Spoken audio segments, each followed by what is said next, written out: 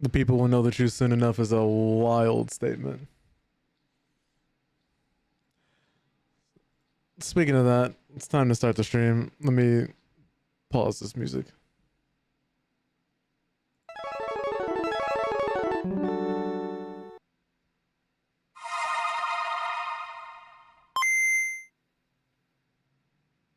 No more heroes, it's hero begin to catch on nobody but yourself, nothing less to do. Travis, it's kill or be killed.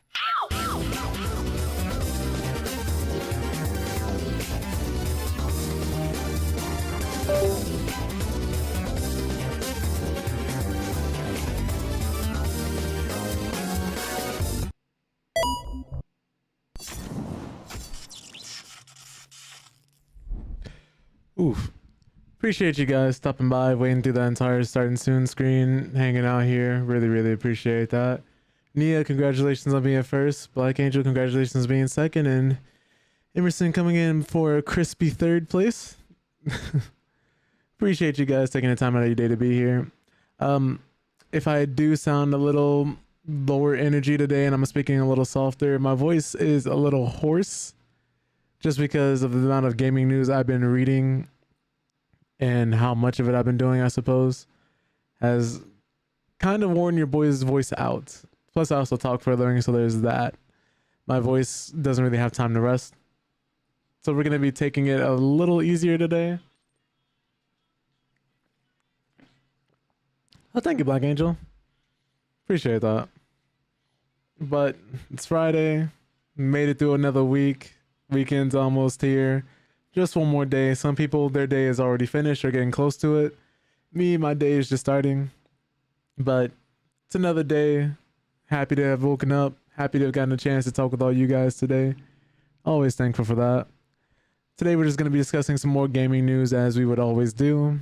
Just at a little slower pace and not as many articles, but mainly going to be looking at a lot of different game trailers for some games that have been revealed over the last couple of days during the Tokyo Game Show, which officially ends this Sunday, and we still have another big press conference to go because PC Gamer is going to be doing their press conference Sunday. So if you're someone who's really into PC gaming and is just looking more into gaming news or just wants to be a little more informed about what's going on in the gaming space, you come to the Red Stream.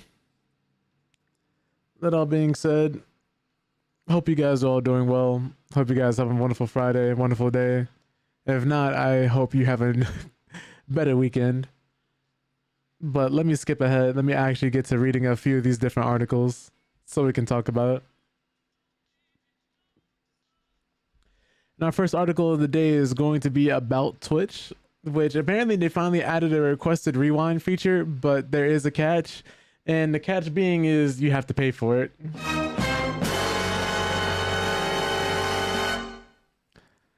So you know how when someone live streams on YouTube, which I also happen to be doing, by the way, let me actually pin that on Twitch so you guys can see that as well. Which is crazy to me because this is like your main competition. And Twitch has been around for so long that they could have implemented this a long time ago. YouTube is actually behind them in terms of streaming culture. But it's just crazy to see that they have it, and they've had it for quite some time, where you can rewind the stream at any point in time, skip back and forth. And for some reason, Twitch is making you pay for that same thing, even though on YouTube you could do it for free. But let's go on to see how people access the feature, what people have to do for it, and what exactly this all means for the future, possibly. But yeah, like I said before, though Twitch is arguably the leader of live streaming platforms, other services have offered some options and features that have been missing from the platform.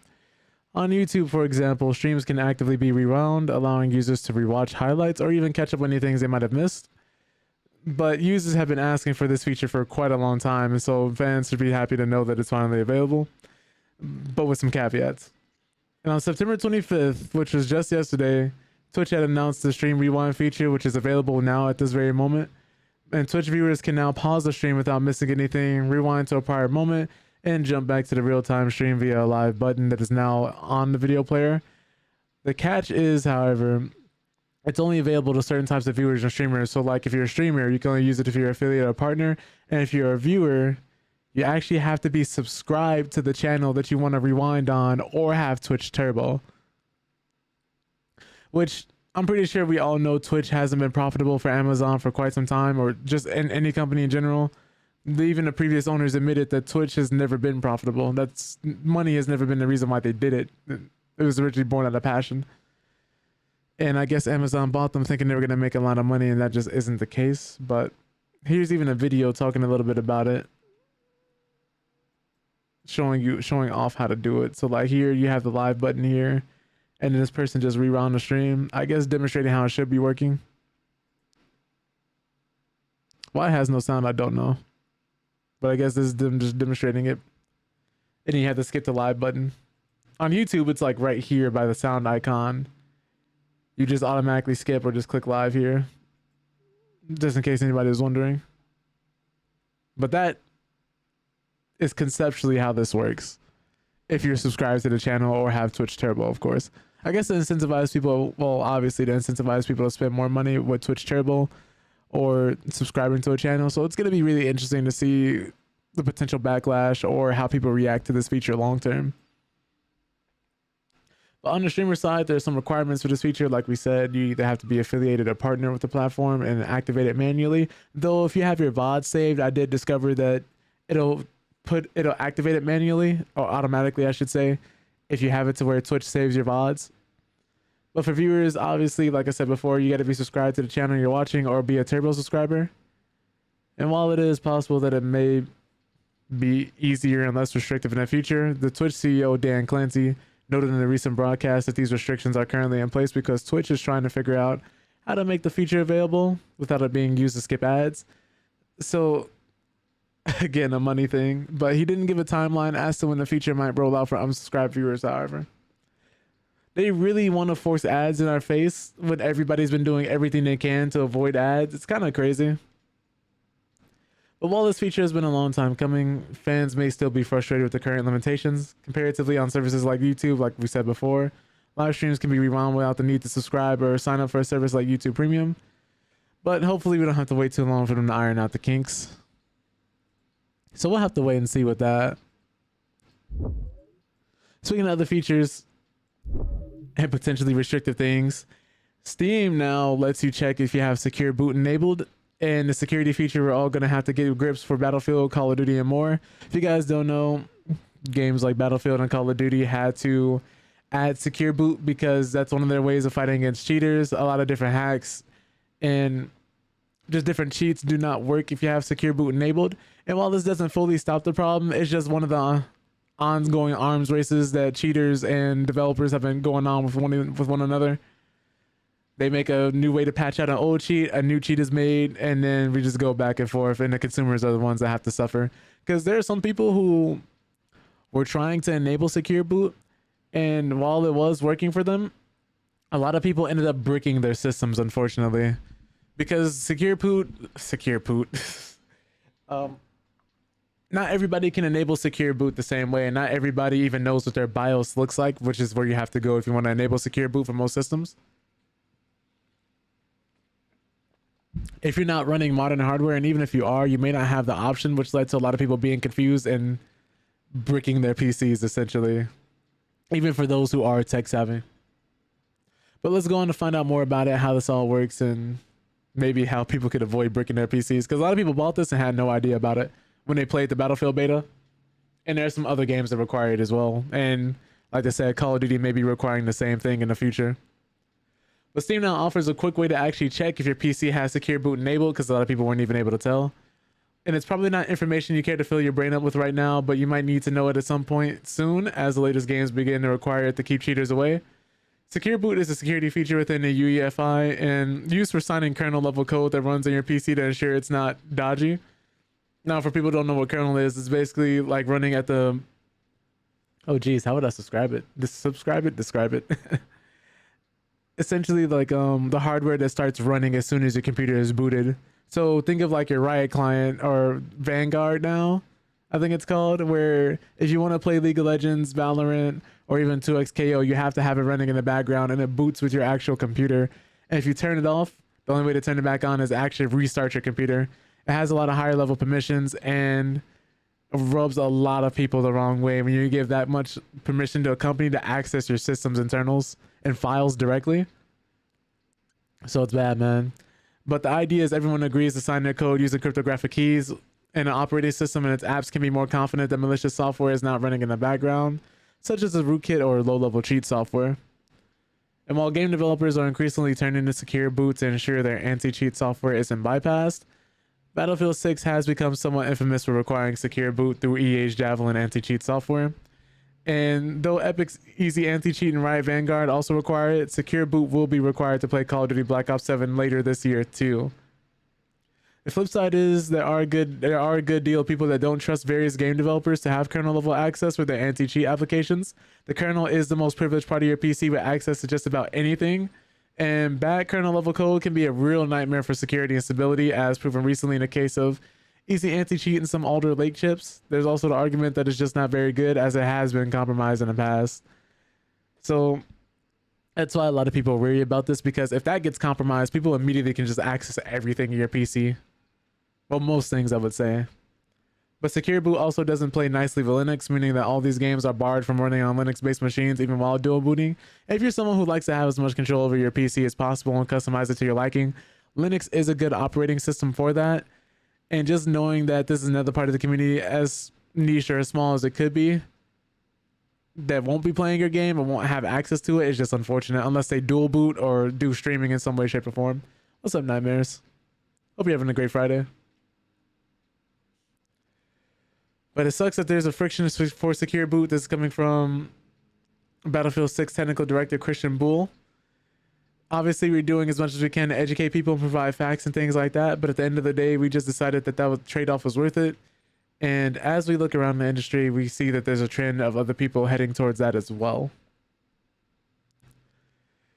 So they're having to figure it out. They're hoping to, I guess, get a handle on cheaters and have secure boot, and just one of the different ways to fight back against them.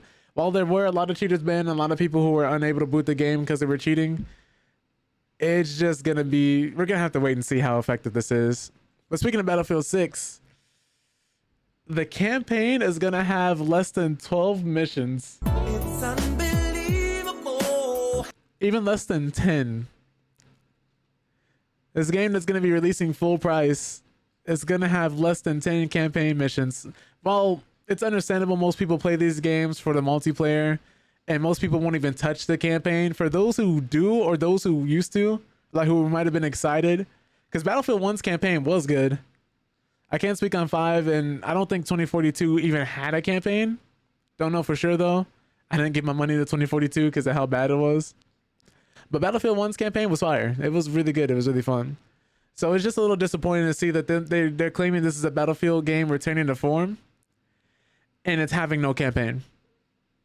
They're claiming that this is a game that's getting back to the basics, back to its roots. So this game is playing a lot more like the best of like Battlefield 4, 3, and a little bit of 2 even. But the campaign seems like it won't be on the same level. Now, it could be fire. The campaign could be less than 10 missions and dope, but it's just unfortunate that you're charging this much and your game won't have a full campaign. Yeah, the ones who are feeling the cuts the most are the fans. But the launch of Battlefield 6 is now just 2 weeks.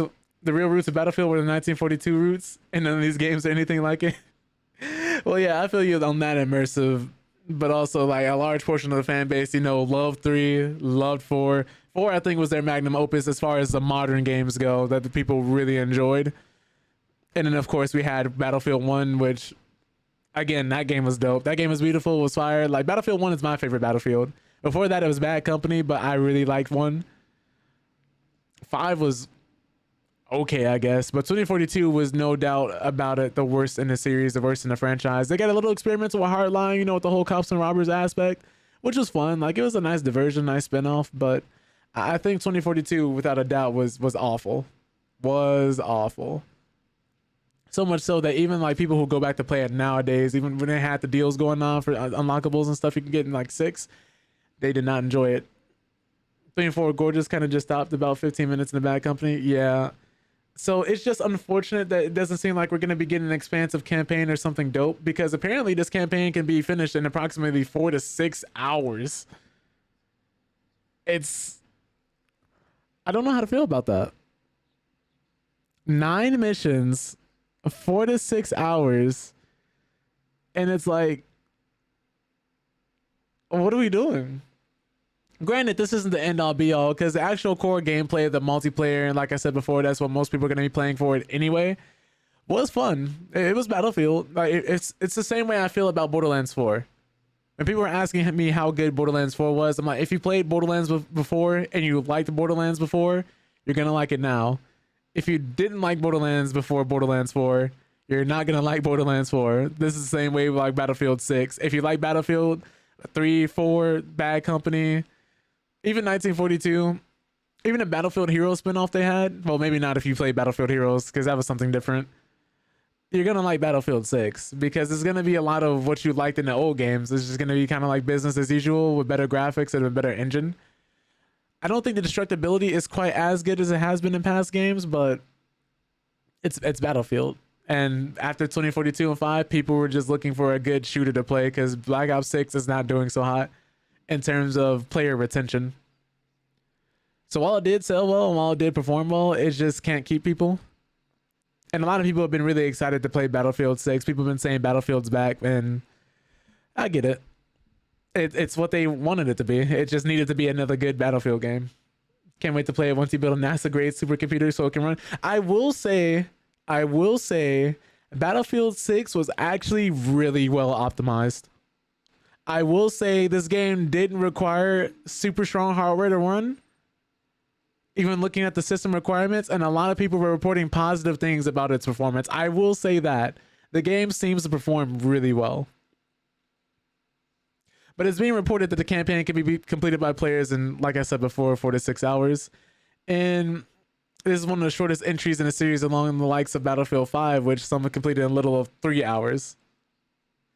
But after a hugely successful open beta last month, hype for the next entry in the Battlefield series was at an all-time high. However, following the official gameplay reveal for the Battlefield 6's campaign earlier this week, fans are taking to social media to express their concerns, and YouTubers who've had the chance to go hands-on with some of the single-player missions have described it as a forgettable experience. That's just disappointing, man. That's unfortunate. But they also blasted as a terribly designed, and fans have also stated that the gameplay shown online looks rough, with some also blasting the shooter's graphics. Embarrassing. But if some questionable NPC behavior and poor graphic fidelity weren't already bad enough, fans will be disappointed to hear that the campaign will only have 9 missions, spanning across 3 different continents, and available to complete. The information was gathered by Twitter user BF Bulletin and reported by Insider Gaming, which states that the game's 9 missions can be completed in approximately 4 to 6 hours. The Twitter user also notes that an active internet connection will be required to play the single-player campaign. My bad, it should be more like this, right? Why are we still requiring active internet connections for offline experiences? But you think that's why the war FPS genre is kind of stagnant? All the COD franchises, Battlefield, Medal of Honor, it's like Madden. Yeah, I miss Medal of Honor because Medal of Honor was actually grounded and pretty good. I don't think the last one they released did well, which is why we haven't seen it in such a long time. I don't even know if the studio who made Medal of Honor is still around. Are they? But yeah, he's hoping to be Steam Deck verified, right? It might be, low-key. Actually enjoyed the first modern Medal of Honor game, but at some point to me it just felt like new season. Yeah, that's why it's so important for new IPs and for different things to be made, because after a while you're only going to be doing the same thing so much so often, and I think it's important for these things not to be yearly releases.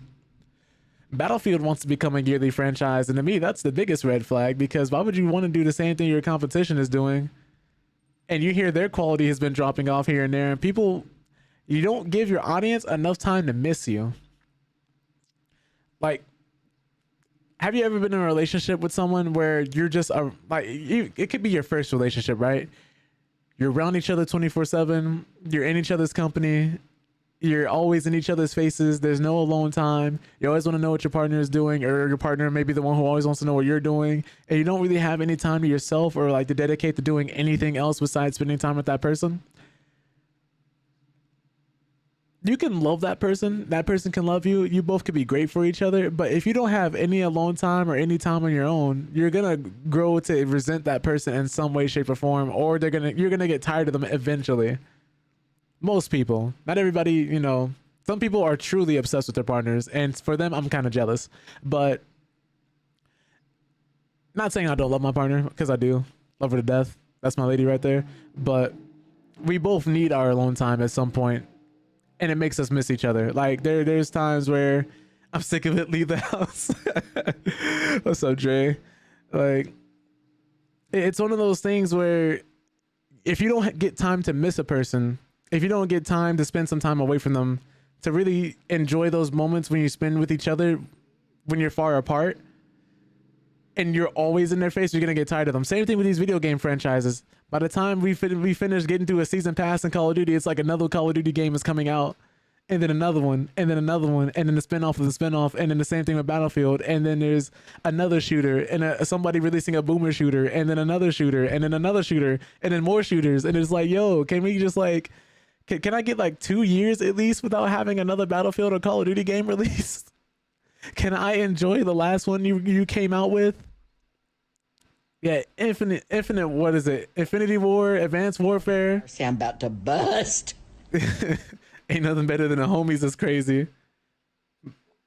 But like GDC, the VGC Awards, huge announcement, huge budget. Why are you still playing NBA Jam 25? You can spend $140 to play NBA Jam 26. Right.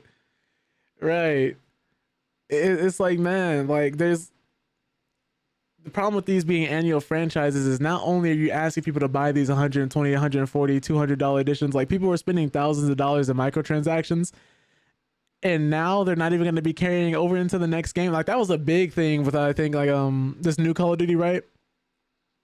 Especially like Warzone and everything. They wanted to have much more of a grounded experience. So all your skins, all your cosmetics from the last games, a majority of them aren't going to be carrying over into the next one. Or like how it was a Warzone, where your Warzone skins wouldn't transfer over when they made Warzone 2. Like, what do we have? Beavis and Butthead, Nicki Minaj, Homelander, all these new skins in Call of Duty. And it's like, don't get me wrong, the kid inside me loves this. I love seeing wild crossovers. I love when things are being chaotic. But if you want to ship your product as a grounded, realistic, or tactical military shooter, saying it's boots to the ground gameplay, and I'm over here getting gunned down and clapped up by Beavis and Butthead, I'm gonna be a little bad. Nicki Minaj twerking and throwing it back on me while I'm getting interrogated by Homelander. Like, I'm gonna be a little upset. Somebody lied. Somebody lied to me along the way. Hear me out, build a game that will last that long and be charging AAA prices for it, right? You know, remember how Ubisoft was like Skull and Bones is a crawl AAA game? Y'all remember that? Just lying. Just lying. It's insane. And there are some people who will be like, I'm fine with paying $120 for a AAA game. If you're broke, just say that. I'm like, please. Please. Yeah, literally that quadruple game nightmares, man. But so far, the Battlefield 6 campaign is drawing a largely negative response from the community. But the good news, however, is that its multiplayer appears to be quite the opposite. After Battlefield 2042 became one of the worst reviewed games on Steam shortly after its release in 2021, many have been eager to see how EA and Battlefield Studios would come back bigger and better. Now, producer DICE recently stated that they believe Battlefield 6 will be more successful than Battlefield 2042. And it's not hard because 2042 was ass. It was garbage. But as the next entry in the series is much more in tune with the likes of Battlefield 3 and 4, two of the most successful entries in the series. I'm not going to lie to you, I don't feel like reading the rest of this. But I will read part of it. Let's see here. So after the lackluster launch, I'm gonna read it. After the lackluster launch of Battlefield 2042, it made a huge impact at DICE, and the studio's general manager and vice president, Rebecca Kutaz, I hope I pronounced her name correctly, recently went on record to say that she felt an obligation to make Battlefield 6 the best entry in the series after joining the team shortly after 2042's launch. And as recently, the open beta was biggest in Battlefield history. Hold on. Okay. Even surpassing the all-time concurrent player count record of Call of Duty on Steam, and there's a strong chance that Battlefield 6 could go down as all-time great. So I guess we'll have to wait and see, man. But you just avoid most AAA games. You understand the argument for higher price based on the sheer cost of making them. I just don't think the cost translates into a good gaming experience. I'm having way more fun with scrappy indie games. Same here. I think too many times developers use the price tag to justify charging us more and more money. But at the same time, Ghost of Yote, that game's budget is supposed to be around the same budget as Ghost of Tsushima, which is around 50 to 60 million. That's how much it cost for the first game to make. Meanwhile, Spider-Man and other sequels cost like hundreds of millions of dollars to make afterwards. Where's the money going?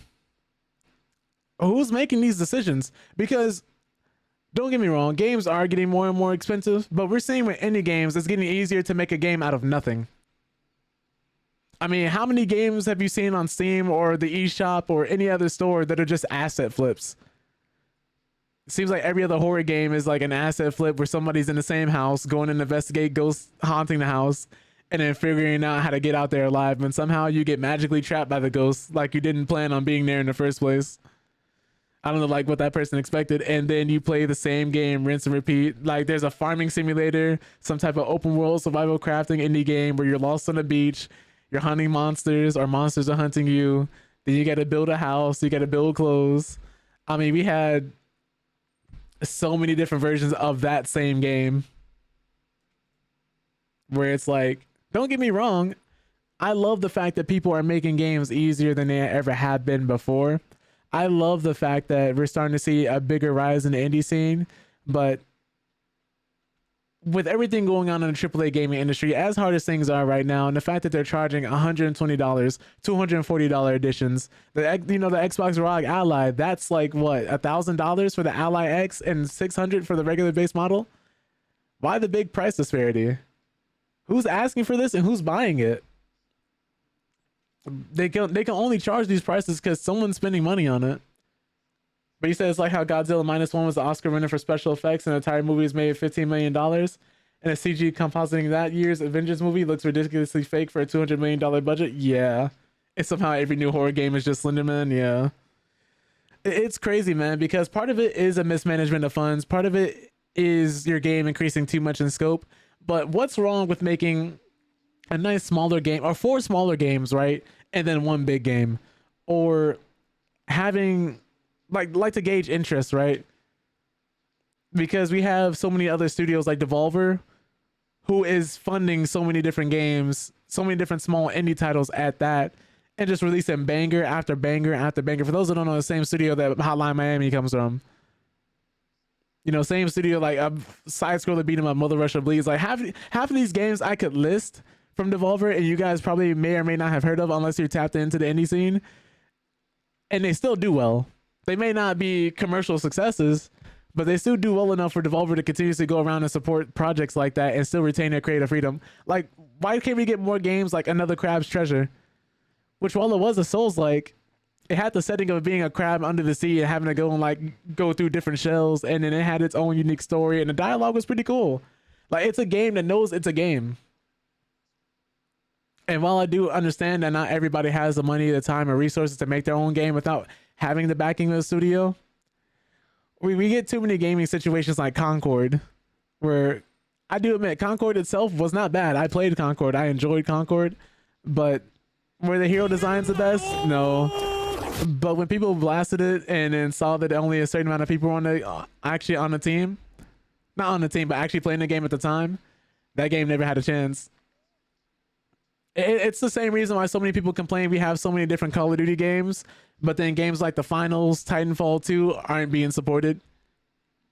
Now, I do agree, a game, if it's released, no matter if it's something unique, if it's something different, still has to be good. It still has to earn your money.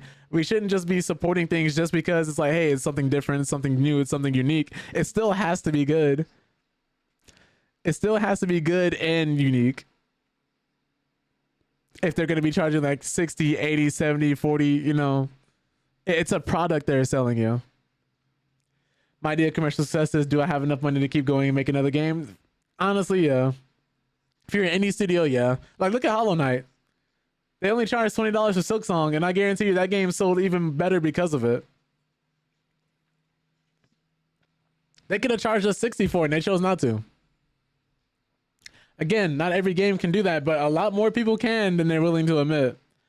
Like, why is Skate, the new Skate game, free to play? Like, why is that the case? Why is it a free to play early access title when the publisher and maker is EA? Why is that happening? After 15 years of not getting a Skate game, we're getting nickel and dimed, and people are just eating it up. I think that's the biggest issue, is that how many people eat this up. Because whenever we try to talk about these different things, it's like, oh, okay, well, it's free, bro. I'm like, yeah, it's free, but besides us having this open giant city, there's nothing to do. Like, that's my biggest issue with the current state that skate is in. Like, don't get me wrong, I see the foundation, I see the bones, but if you're asking me if that's a good skate game, no. The skateboarding culture is missing. The NPCs all look like they're fresh out of a cartoon, which I wouldn't necessarily have a problem with if their eyes didn't look so soulless and lifeless. But I don't want to just sit up here and complain. Let's go to the next thing. But yeah, in case I'm speaking a little too low or not as much pep, I would say, as normal. Your boy's voice is a little hoarse, so I'm trying to like not talk myself to death today. Because we got some more articles to get through. But this is a kind of an interesting situation. I didn't know this was happening, but Destiny 2 has access blocked in multiple countries right now. And Bungie says it's due to being restricted by law. And players claim they can't play the content they paid for after a week of taper errors. But Destiny 2 players across CIS countries report that they've been locked out of the game with no notice or warning after a week of taper errors. And Bungie now says access is restricted by law. Now, 2 weeks ago, Bungie rolled out Ash and Iron, the first major update for Destiny 2's Year of Prophecy, and it added a new reclaim activity with new weapons and armor, and some of which caused a huge controversy around the Eververse store and Iron Banner mode. And later this week, the epic version of the Desert Perpetual Raid kicks off with a world first race on Saturday, September 27th at 10 a.m. PT. And along with that, there's also a brand new exotic mission called Warsat Heist, set to go live next month. But while all of that is rolling, another story has been unfolding in the background. Over the past week, players across several countries said they've been completely locked out of Destiny 2 thanks to persistent error code. And now Bungie has stated that in responding to these complaints, with a short message that's raising even more questions than it answers.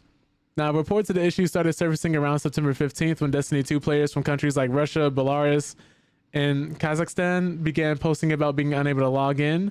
The game would fail to connect to Destiny servers and show a Tapir error code. Bungie has historically used Tapir to indicate servers interruptions, and usually during maintenance.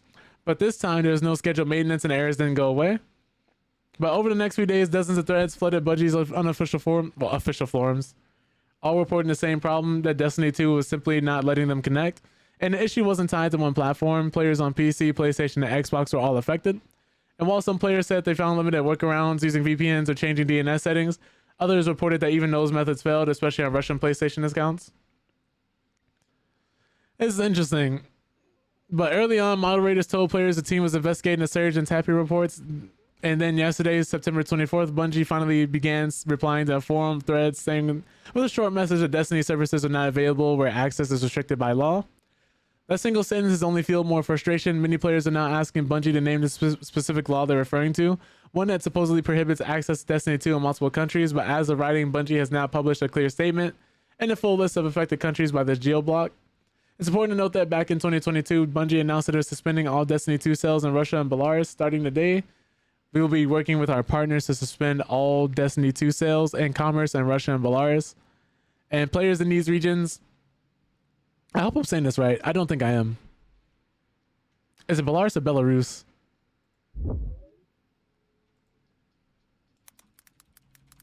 I just thought about it. Belarus. Belarus. Okay. My bad. But players in these regions will still be able to play Destiny 2 content they've already purchased and download the free game, but will no longer be able to purchase any new content or silver. And of course, players have been trying to use VPNs, change DNS servers, and unfortunately for those in Russia on PlayStation, their accounts still cannot connect, even though they've changed their DNS settings and other things as well. And this backlash hasn't slowed down while some other players try to troubleshoot with network logs and VPN settings. Doesn't surprise me with all the bull going on in Russia right now. What's up, Tony? Yeah. It's unfortunate, man, because if you have nothing to do with the ongoing politics, you just kind of,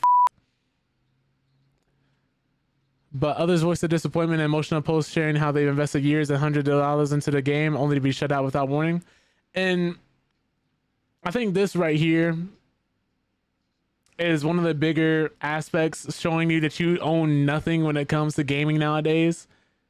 Unless it's like an older game from 2 generations ago when you have the actual physical disc, which if gaming companies had it their way, you wouldn't own that either. But a company can just shut down your access to a game that you spent hundreds of thousands of dollars on, which I hope you're not spending that much money on these games, but there are some who do. And no matter how many years you've been supporting the game, it can all just be ripped away from you in an instant. But this is one of the biggest things the Stop Killing Games movement was actually working against. But with this, unfortunately, this is out of their hands. Even this isn't a game preservation issue. This isn't a AAA issue. This is unfortunately with like, I'd say a systemic issue in those countries, sadly, especially with ongoing world events. This is why I say, as much as I hate politics, everybody should have some type of information or some type of sources to actually get access to what's going on in your country and other countries politically, because this stuff will start to affect you sooner or later. It's already affecting us with tariffs and everything going on, so at the very least, it pays to be knowledgeable. You don't want to be completely ignorant and just wondering like why your game access is taken away one day randomly without your knowledge or permission, and be stuck in a situation like this. What's up, Shaggy? Hope you're doing well. Appreciate you popping in. But one player wrote, instead of a simple suspension, an entire player base seems to have been wiped out of the game with no explanation, and to have that taken away without proper communication feels like a slap in the face. Happy Friday. We're currently going over some Destiny 2 news, as some people in different countries have been blocked access. And, you know, Bungie came out and said that they claimed it was the law, which more than likely due in the ongoing world events. But some even noted that Destiny 1 is still playable, which they believe undermines Bungie's claim that the block is due to laws in their countries. And the fact that Destiny 1 is still working makes such an explanation as the law even more ridiculous. Eesh. But the countries reportedly affected by this restriction include Russia, Belarus, Kazakhstan, Armenia. Oh god, some of these names I am not prepared for. I don't want to butcher them. Azerbaijan, Moldova, Tajikistan, Uzbekistan, and I don't even know how to pronounce this last one. I'm sorry. I do want to learn. I do want to learn though. You know, it's important to not be embarrassed in these moments and just take them as a learning opportunity, right? Kyrgyzstan. Kyrgyzstan. Okay, I have not would have guessed that. Never too old to learn, never too late to learn something different. Never too late to improve yourself, change, and grow. But players in Iran and Afghanistan have also reported encountering the same error, suggesting the block may extend just beyond CIS territories. As for the law mentioned in Bungie's reply, the company hasn't named a specific statute, and there's still no detailed public statement from the developers about the scope of the block, a country list, or refund entitlement guidance for affected players. And the only official line remains the one posted on the forums. For many players in affected regions, that's not nearly enough clarity. Got that UNK playlist going? Oh my god. But it's just unfortunate. I do hope they get some type of explanation going on for what's happening. More than likely, these countries' governments may have just restricted access to certain things for one reason or another, and the players are pissed at Bungie because Bungie doesn't have an answer, but Bungie themselves may not have an answer.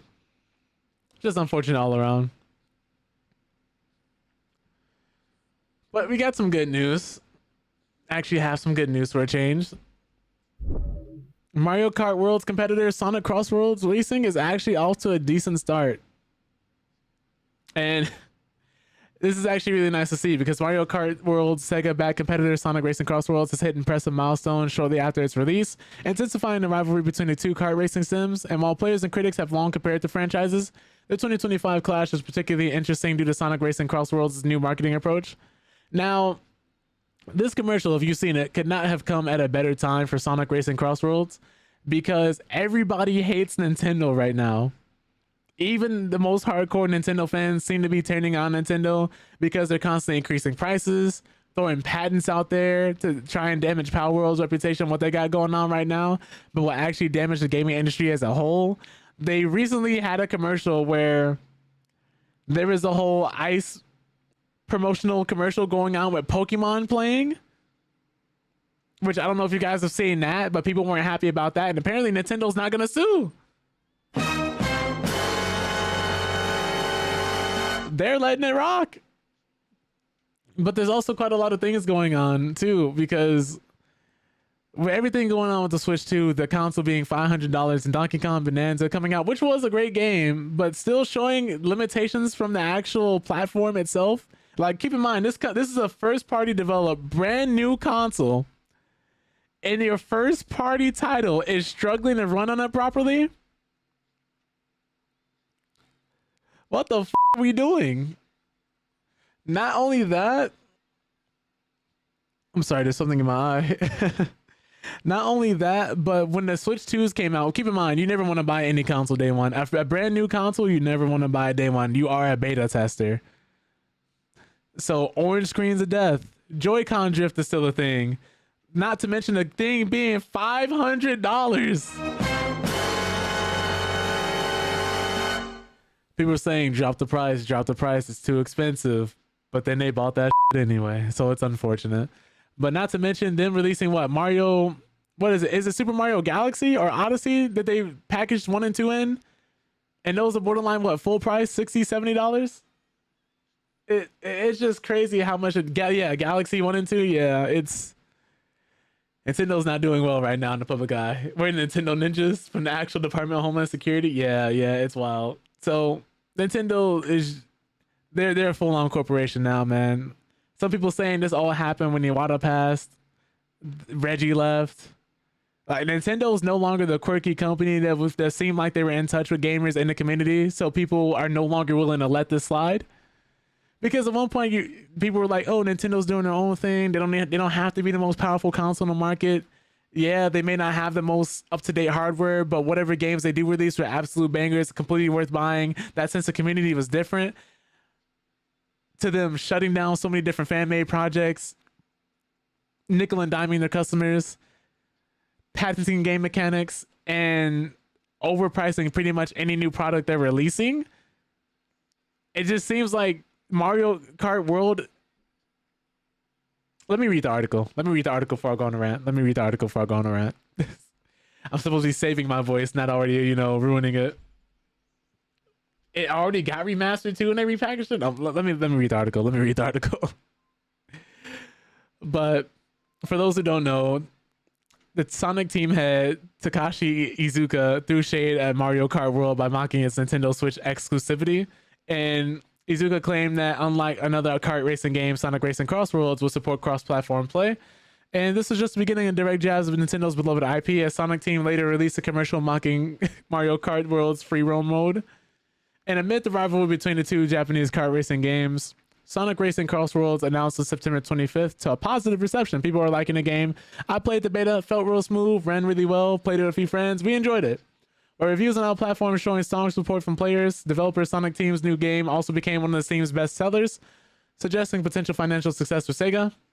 And as of this writing, the game has peaked over 13,000 concurrent players on Steam alone and holds an average user score of overwhelmingly positive. If you guys don't know, Steam is one of the most fickle platforms where players will review bomb your game for not having a character in it they wanted. So the fact that this game is overwhelmingly positive and it's priced at $70 is a good sign. But critics have praised the game as well, giving an average score to 83 out of 100 on the review aggregator OpenCritic. It's part of Super Mario 3D All-Stars. Jesus. Watch Nintendo sales slow down after that ad they didn't sue against? I hope so. For anybody who's in the stream right now, don't forget, as a consumer, when people say, like, oh, what can you do? What difference can you make? You can always make a difference by not consuming. If a company comes out with some you do not like, do not buy that. It is your right and responsibility. Group economics, right? Your purchase hurts me. My purchase hurts you. If I go out and buy a bad product, it affects all of us. You may not think it does, but when you see a homie spending $200,000 on VC in the next NBA 2K game, ask himself,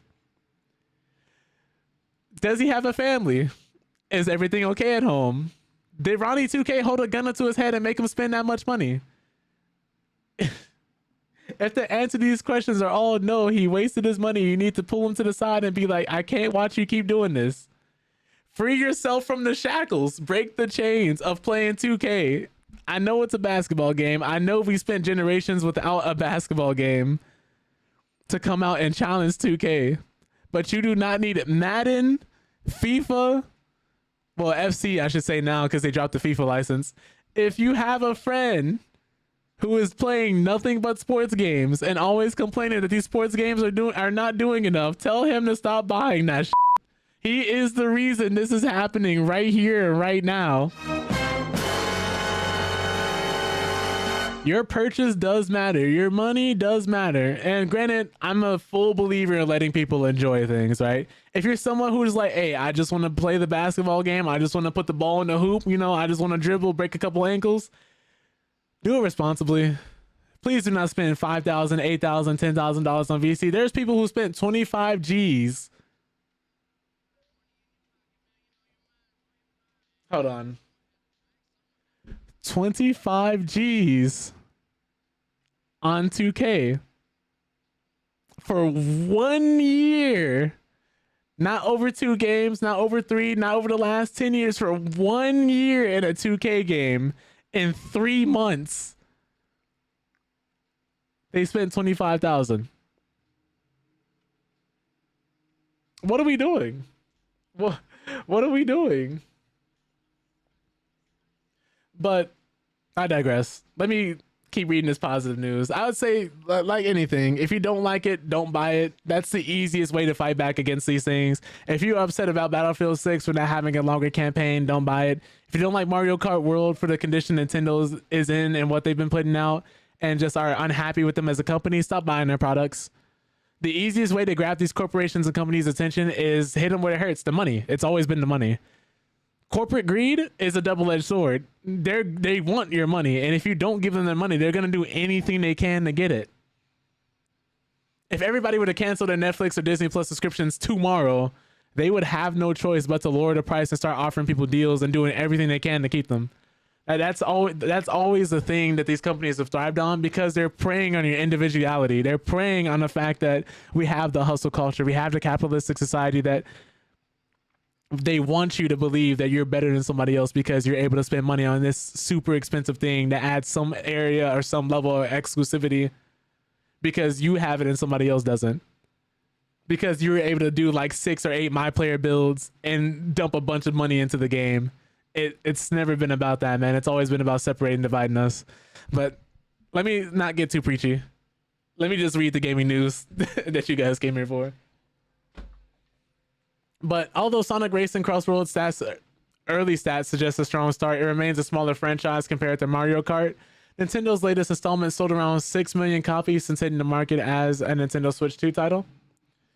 And that's on a single platform.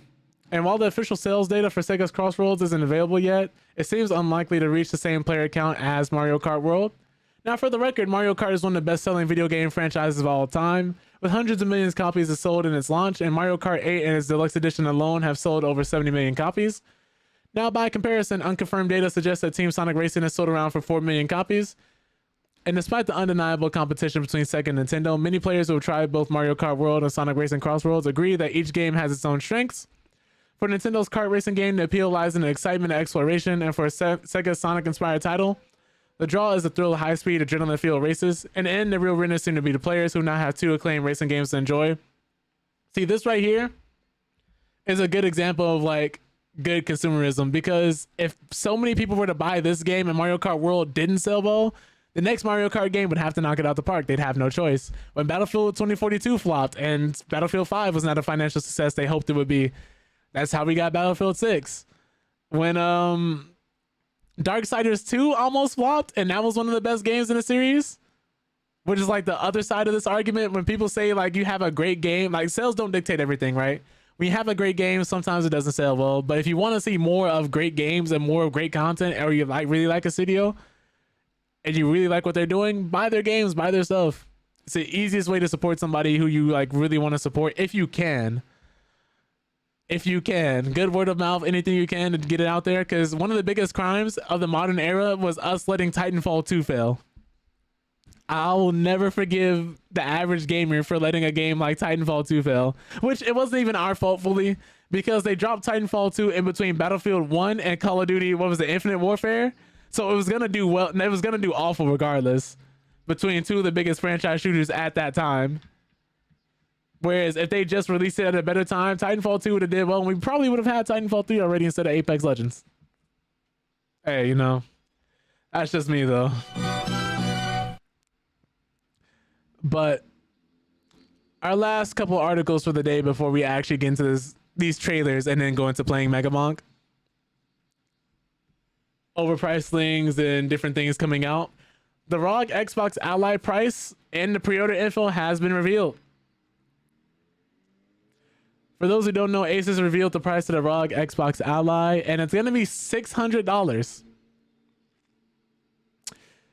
And the ROG Xbox Ally X is going to be $1,000.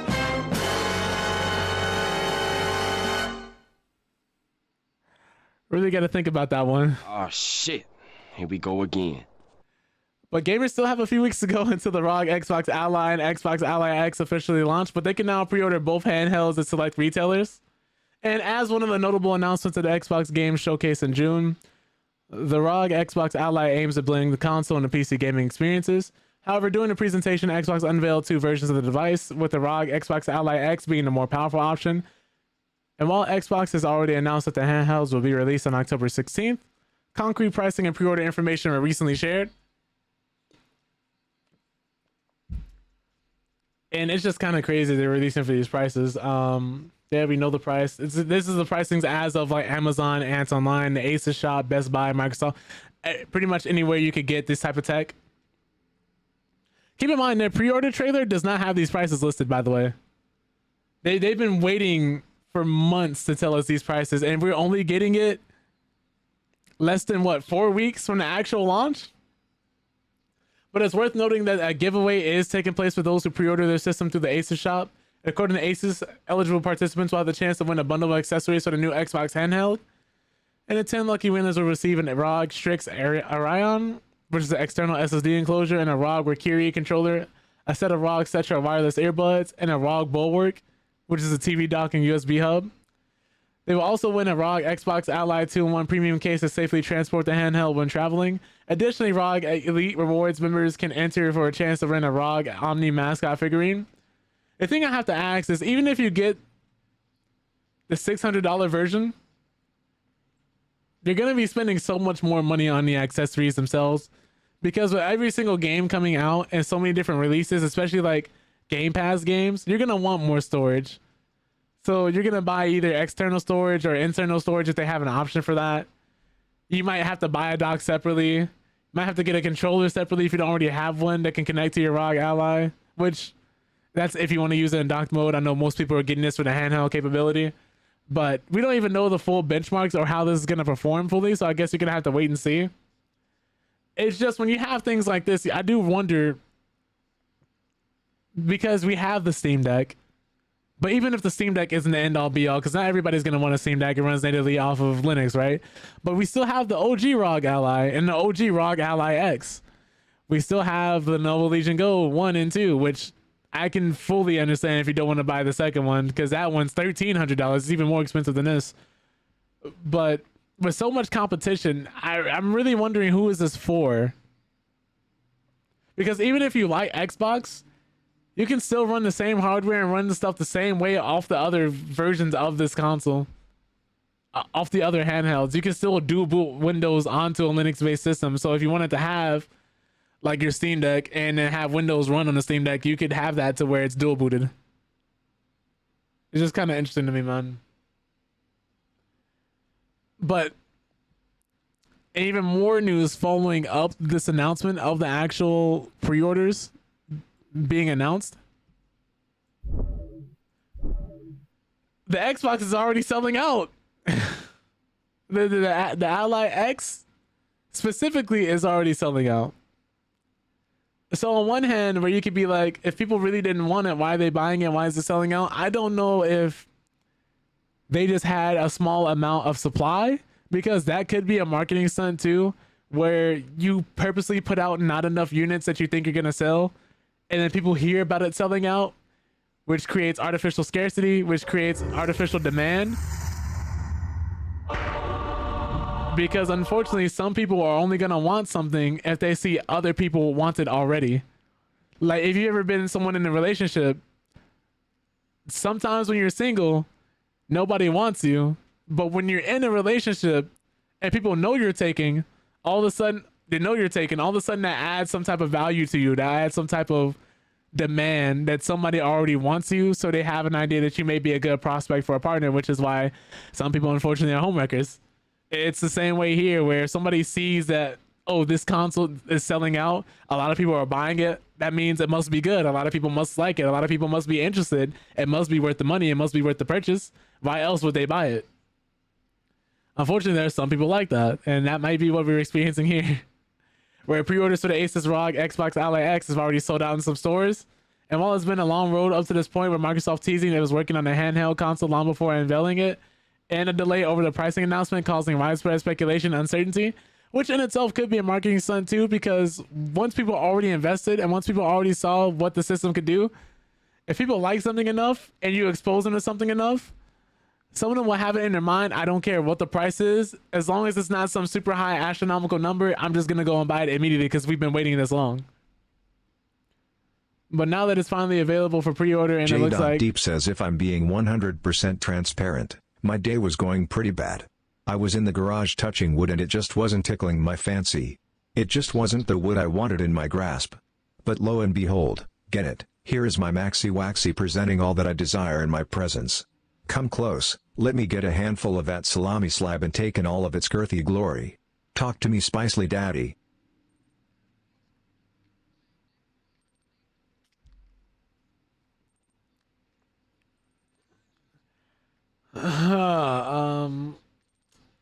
I'd have more words, but you know, we're trying to preserve our voice today.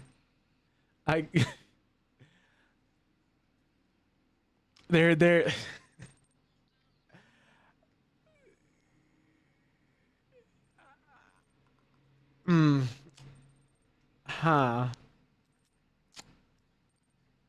There are things to say about what was just said. There is.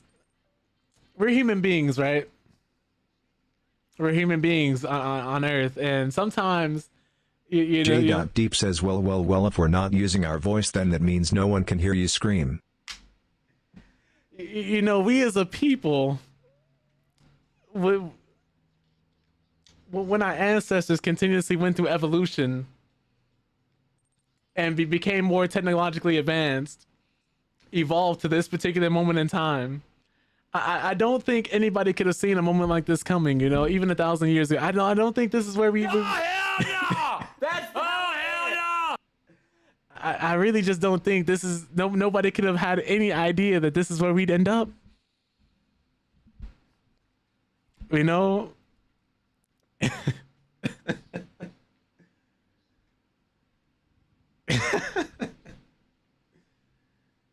You know, instead of Adam and Eve, there's J and me. You know, it's just that's where we're at. That's where we're at right now. You know, Boom, Tony, Dre, Blade, Emerson, Nightmares, Niato, everybody in the chat right now. History and evolution have brought us to this and this exact moment in time to share with one another. This special moment right here. This is history we're making on a smaller scale, but this is history nonetheless. You all, for better or worse, are gonna remember this. Maybe even tell stories about it to your significant others, friends. This will be documented. We can't erase this. The internet is forever. We've made an impact in each other's lives, for better and for worse. We're here now. We are here now. Hundreds of millions of years have brought us to this moment in time. You know, technology has brought us a lot of great things, and this is one of those moments. We're just talking about the Ally X, and yeah, I think we should get back to that. I think we should get back to that. I think we should continuously discover this news now and just learn and grow together. You know?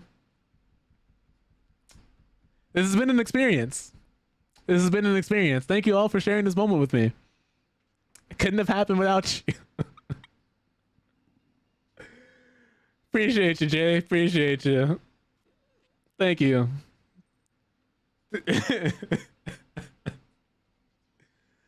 But where do we go from here? Where do we go from here? You know, that's why I say it's always important to stay educated, so you know how to proceed in these moments. You know, these critical, heartfelt moments. A lot of emotion, a lot of passion was just expressed to me. So I'm sorry if I'm just a bit taken aback. You know, when someone pours their heart out to you like that, not everybody's ready for it. And not everybody's ready for it. We just gotta bask in it. We just gotta sit in it for a second, you know. Taking it back? No, not taking it back or from the back. Taking a back. There is a difference. You're right. Good posture is important. Gotta straighten my back out. Good posture is important. All right. Let's proceed forward in advance, right? Let's get through this article. Where was I? Let me zoom in. But yeah, so for those who don't know, Microsoft revealed the ROG Ally and Xbox Ally X. I'm so sorry. These names are just... It's hard to read today. You know? Heart rate's a little raised.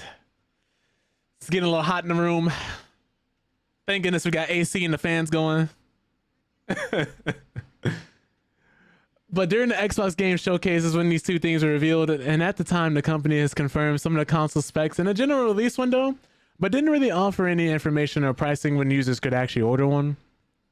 It would then, however, later delay its pre-order and price reveal, causing many gamers to grow worried about a higher price tag as the global economic uncertainty has pushed the industry in that direction. And while the handheld does command a pretty penny, that doesn't seem to have hindered its sales performance. Now, the Xbox Ally X has sold out on the Microsoft Store, and on September 25th at 3:30 a.m. EDT, less than 8 hours after pre-orders went live, the official Xbox Twitter account has confirmed that the console has sold out in the Xbox Microsoft Store. And at the time of writing, pre-orders are still available at Best Buy and on the ASUS Store, but anyone hoping to grab an Xbox Ally X directly from Microsoft will need to either wait for a restock or check with a local retailer. Now, this could be scalpers too. That's the only thing I don't like about articles and headlines like these, is because we don't know who actually bought it. But the fast sellout may come as a surprise to many gamers, as Microsoft confirmed that ROG Xbox Ally X will cost $1,000, which is in line with earlier leaks, but noticeably higher than several other handhelds in the market. Pre-orders for the lower price ROG Xbox Ally are still up on the Microsoft Xbox Store for now too. And seeing ROG Xbox Ally X sales get off to such a strong start is likely welcome news for Microsoft. And the console market itself is a tough place right now, with video game hardware sales falling by 45% between 2024 and 2025, reaching their lowest January point since 2020. And Microsoft has relied heavily on software and services side of its business for a while now, as the past generation of Xbox consoles struggled to compete with PlayStation 5 or live up to the standards set by Xbox One. However, its early handheld success continues and things may turn around. So it's just interesting, because, like I said before, we don't know if scalpers bought it, and specifically the Xbox Ally X version sold out, but the base model is still in stock. So I do wonder who's buying it, how many people will buy it, how many units they'll go on to sell. Because I have some people who specifically said, because of how this one looks, especially with the handles, they were interested in buying something like this. But I just wonder who it's for. Because if you already have a Steam Deck, if you already have a Lenovo Legion Go, if you already have an A. O'Neill slide, a Switch 2 even, well, maybe not a Switch 2, but how closed off their ecosystem is. Honestly, I'm hearing now the best way to play Switch 2 games maybe through your PC. Didn't hear from me though. But I'm hoping whoever bought it enjoys it. Like I said, I'm a big advocate for letting people enjoy things, and I don't want to shame people into following an agenda or being like, oh, how could you support this company? If you like it, cool. But if you're someone who wants certain companies to change their business practices, or you may not be happy with a product or a company themselves, stop buying their products, stop buying their stuff until they release something that's actually worth your money. If you want to see real change, of course. But we're going to actually look at a few trailers, and then we're going to play MegaBonk. I gotta show you guys what these companies been up to. well, we can actually see what some of these companies have been up to, go over some announcements from the Tokyo Game Show.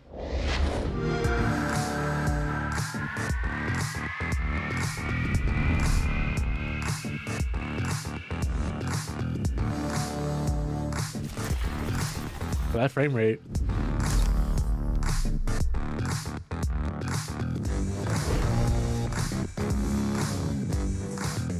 Okay, Silk Song.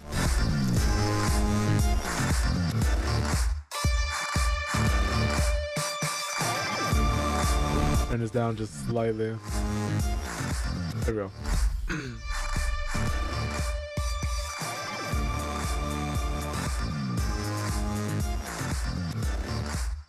From this trailer, I do gotta wonder how fast and at what frame rate these games are gonna run.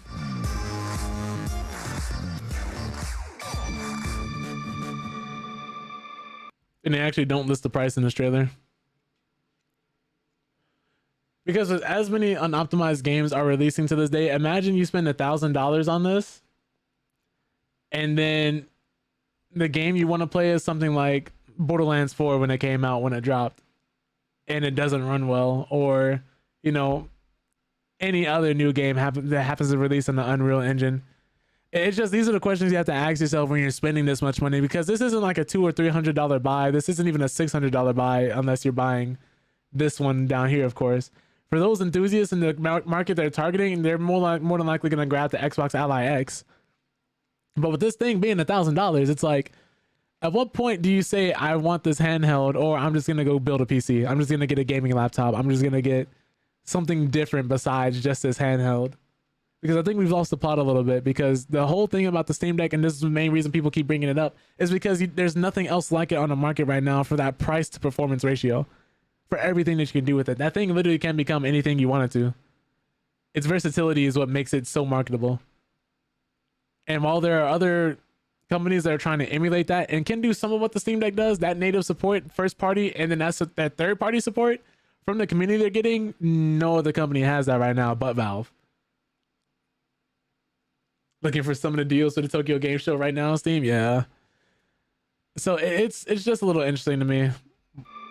Like I said, if it ends up coming out and being really good, I wouldn't be mad at it. Here's hoping it is. But I just really hope people are getting their money's worth for what they're spending, and that nobody's going to feel burned or have that buyer's remorse for a purchase like this. I'm pretty sure you guys can already tell from the sound what next trailer we're going to be looking at.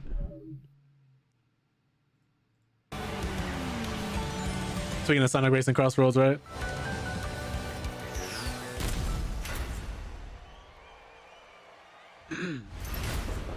The fact that this is crossplay between like the PS4, Xbox Series S and X, PC, and everything is crazy. It'll even be on the Switch 2 as well.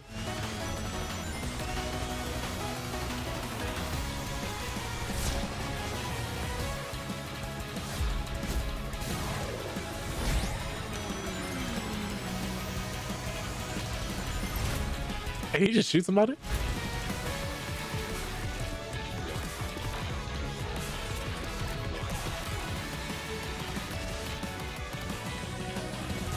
Nice.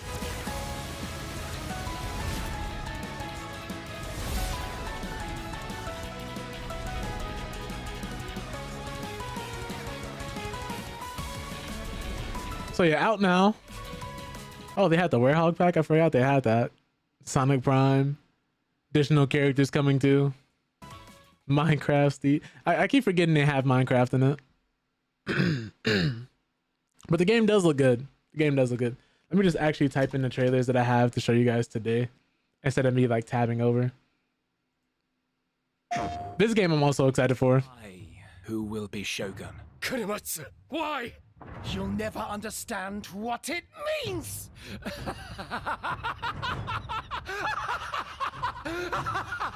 I am Himiko. On my honor as queen, I shall defeat Kiriko. My timeless friend, I trust you. Nothing will stop me from becoming Shogun.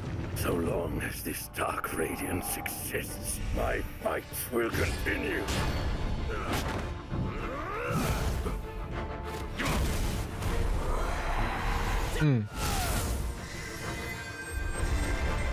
To rule, one must prove their might. The light of hope, light unseen at the end of time. Go now! You wish to become Shogun that badly? Maybe you don't want it enough. What makes a shogun anyway? Takachio! Strength and superiority are what make a shogun, and I have both! Strength alone is not enough to end this war! I wish it would have seemed like more actual gameplay, but the game looks beautiful, like the visuals from the cutscene and everything. But I remember the second one being really cool because the second one was actually like multiplayer. Really enjoyed that. Really had a lot of fun with it. Crimson Desert got a new trailer. For those who haven't seen it already. Sons of Pywell. Today, a new chapter in this land's history shall be written. Which people are hoping this game is real because it just does so much. Own hand. We fight those who wield power to prey on the weak. Beasts who think themselves men. That is what it means to be a Freeman. The time has come to do what we believe to be right. Cliff, seek out your Greymane comrades. Uncover the truth that lies within. And let your heart speak without fear. In the end, all will come together as one. We fight for the future of all. Sound the horn of our final battle. Fight! Fight for Pywell! I just look so good.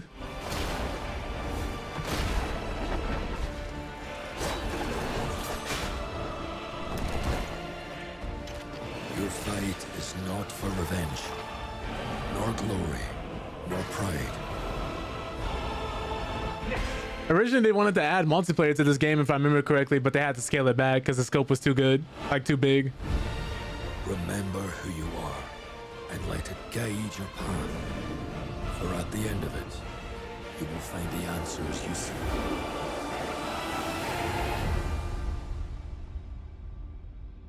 But not only that, we got a release date in March. Can we just like talk about how stacked early next year is? Since GTA 6 got its release date and got pushed back a year, everybody's been dropping their games. Their games all of a sudden have a release date. Everybody knows when their game is coming out. Those first 3 months of next year, insane. Like I can never be one of those people who says like gaming is dead, because it's not. Like it does have its issues, but man, there's so many different games coming out every month. Also, we have a Deus Ex Remastered trailer, which this feels like it kind of came out of nowhere. X might have copper wiring to reroute your fear of pain, but I've got nerves of steel. We've had to endure much, you and I, but soon I'm not sure how I feel about it though. the order again. That is real. That is real. A new age. Funnily enough, it is real. He crowned its kings. Better than kings. Gods. February 5th, 2026. I was wanting to show that if Immersive was here too, I wanted to get his thoughts on it, how he felt about it as well. I forgot to ask him though.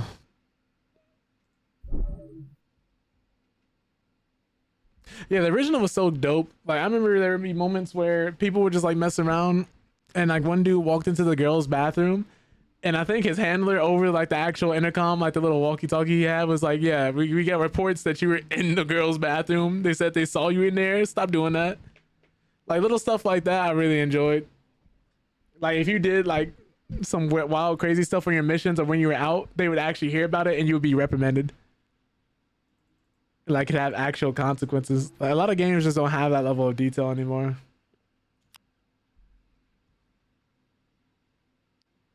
Sad to say. But speaking of good games, if you guys remember Returnal, we finally might be getting a sequel to that game. It's from the same studio. Don't know if it'll be a direct sequel or just another game with the same features, but this is their next game.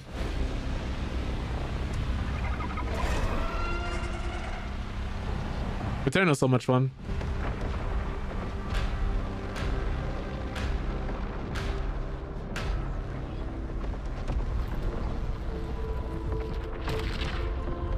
Every time the sun dies, Time stretches and tears.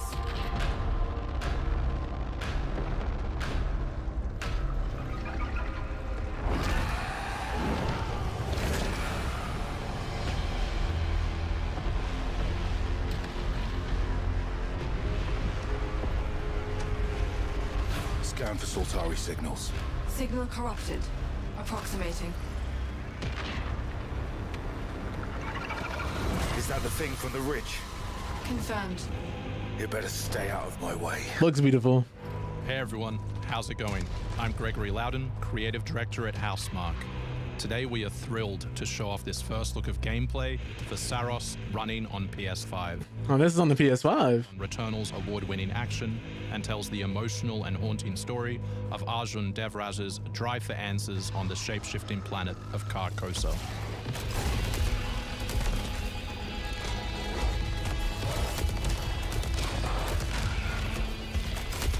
Looks fast and fluid and responsive, just like Returnal was. Here we show off one of our exciting combat features, the Sultari Shield. By holding R1, you can defend yourself and absorb. And I just want to say, it seems like the person that actually playing has played the game before and is using the mechanics and demonstrating them the way they need to. And they're not just talking about it and talking over still images. They're not discussing it and the stuff going on with the actual speaking isn't happening. Like, he talked about the shield, he immediately popped the shield. He's talked about the shooting, how responsive it is. You're seeing it. They're showing us and telling us, and I really gotta say I'm thankful for that. Projectiles.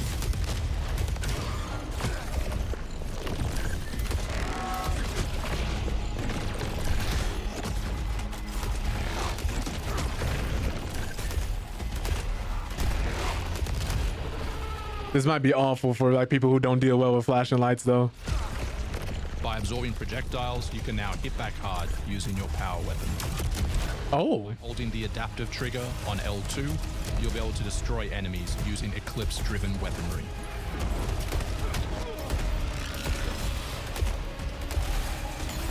The active reloads have returned.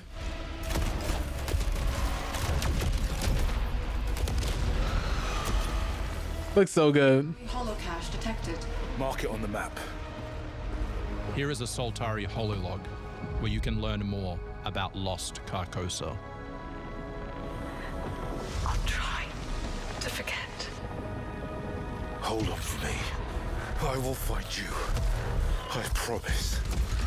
Oh, is this another grizzled old man looking for his wife? Or a lost loved one?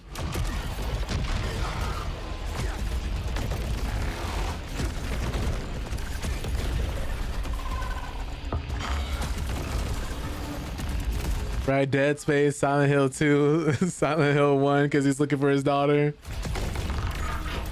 It's a horror game staple, man. Dead by Daylight, some of them went missing because they're looking for someone. Friday the 13th at 09, one of the main characters is looking for somebody and missing. Gotta be that hollow hottie though? Yeah, that's Dead Space. This is Second Chance, where you can be revived on first death to get straight back into the action. Second Chance is part of our permanent progression systems, which means you will always come back stronger. Oh, we got a man who's literally too angry to die.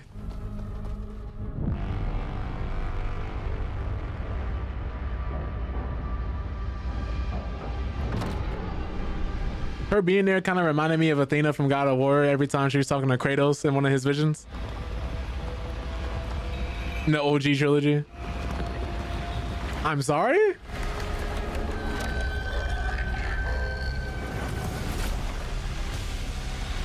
I love boss presentations like this because, like, yes, I am on an alien planet. I'm somewhere completely like where humans are not. Give me something I can't understand, but something that's like still effective, something that's clearly dangerous. Like designs like these, I really enjoy. Like Lovecraftian entities almost. The sun is forever.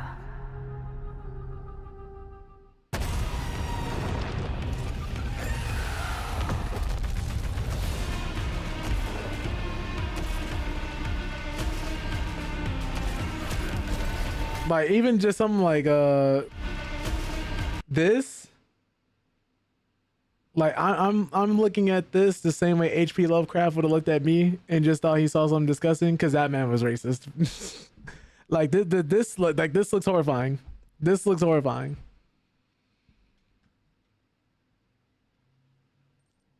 Like, yeah, like this is crazy. But I want to look at stuff like this on my alien planet and be like, yeah, I shouldn't understand this. Like, this is wild. Kind of like almost the alien architecture in any of the Alien franchise movies or any of the games. What was that? I think H.R. Geiger. That's his name, right? If I remember correctly. Was it H.R. Geiger? Yeah, H.R. Geiger. Stuff that man presents, it's crazy.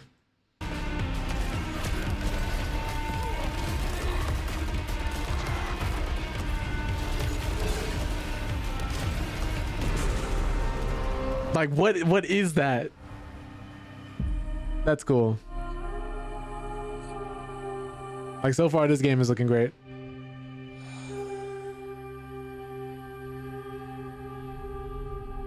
And of course it's wearing its roguelike elements on its sleeves.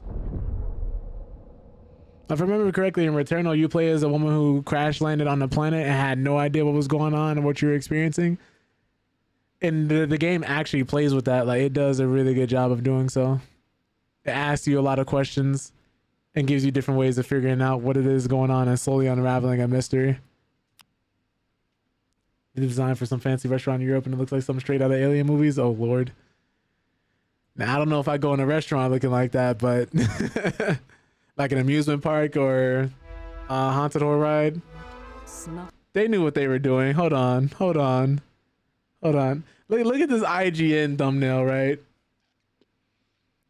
And then even if you look at Bandai Namco's trailer, they said, you know what, we're putting the attention getter right at the front. We know what you're here for. Another world snuffed from existence.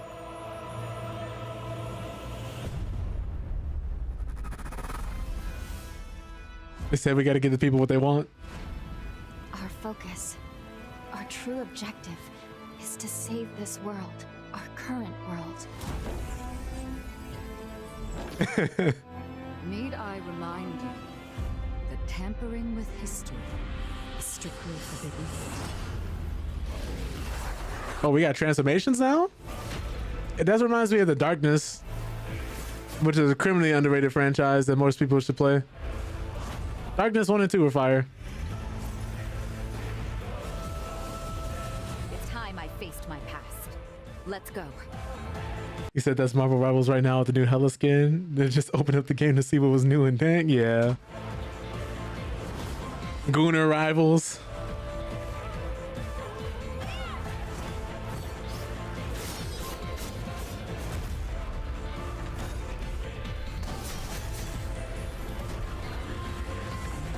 Today, you'll pay your dues. The bosses look a lot more interesting this time around too. Like Covain 1 I think was flawed but cool. This one seems to have built upon that foundation, gotten the budget it needed, and added even more stuff. So remember in the first game you were vampires, right? If I remember correctly.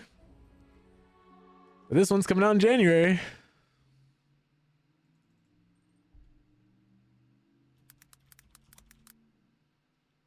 Oh, Project Evil Bane it's called.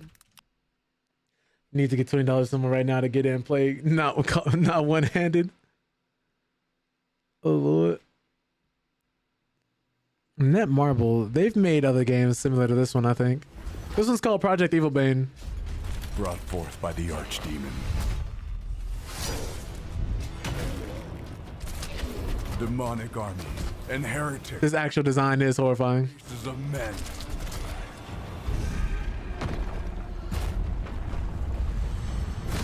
Oh, we got gravity spells? Abominations that must be eradicated.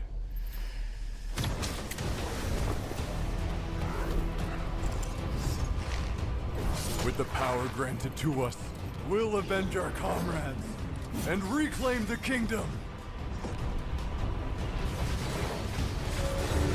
Oh, we got some actual gameplay. This is actual in-game footage. Now, is this going to be multiplayer or...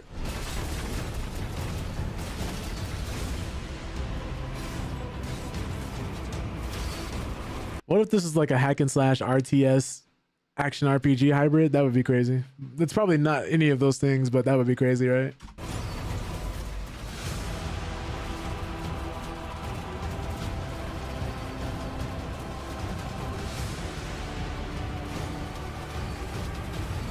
If we could get an MMO that looks like this would be sick. We will hold the line until you foul creatures are raised from this world.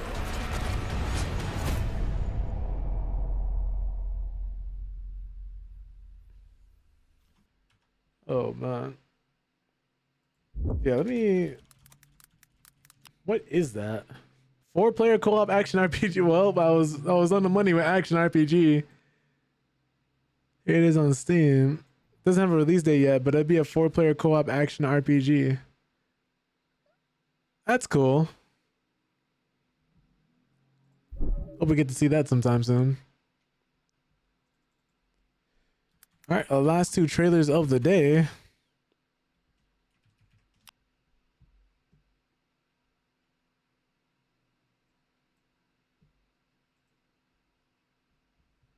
Got us another Monster Hunter game.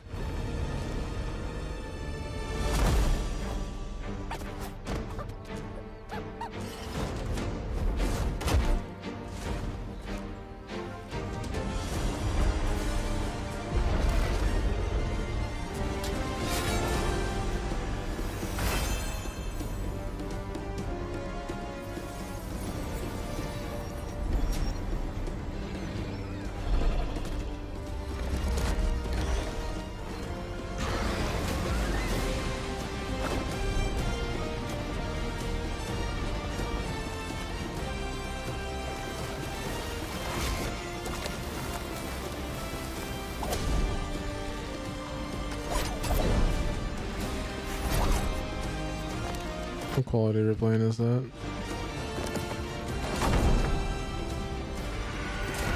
Oops.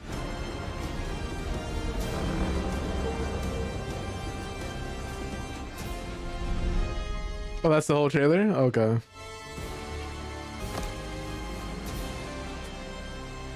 Coming soon, apparently. But our last trailer is a Ghost of Yote trailer. For the launch coming soon. Comes out next week if I remember correctly. Hopefully Capcom doesn't break this game after updates like they did with Wilds if it's on Steam too. I'm hoping, man. I had a lot of hope for Wilds. After World, I was like, all they have to do is do like World twice. And then they didn't. That was so sad. I will find every last member of the Yote Six, and I will bring you peace. I swear it.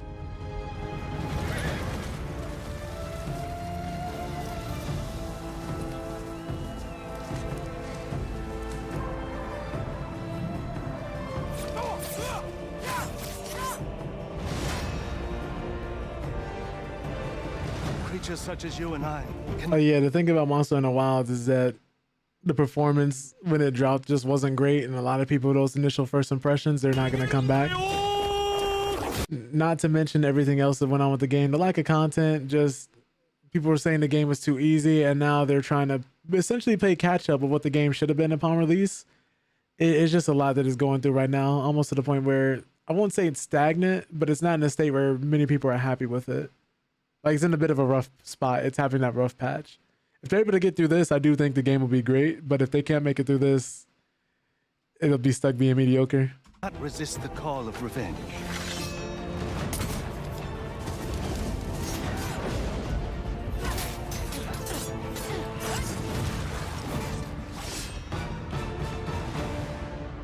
I found something new to live for.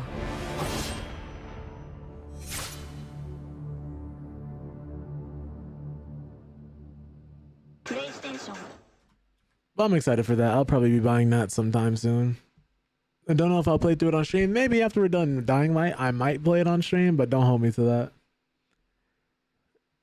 Do not hold me to that. But now that we've gotten through our gaming news, gonna be playing some MegaBonk. Really interesting stuff going on though. There are a lot of different game releases, a lot of different things to be excited for. So I do wonder if people's like standards are gonna start increasing with everything we've been seeing. Because I know with some games like Baldur's Gate 3 and Hollow Knight, some other developers have gotten like upset how good those games were received and just like, well, don't expect that with our game. And I'm like, well, if you're that threatened by them just offering a good product and a good price, I don't think I want to buy your game. It's been getting weirder and weirder, man. Let me change the settings slightly.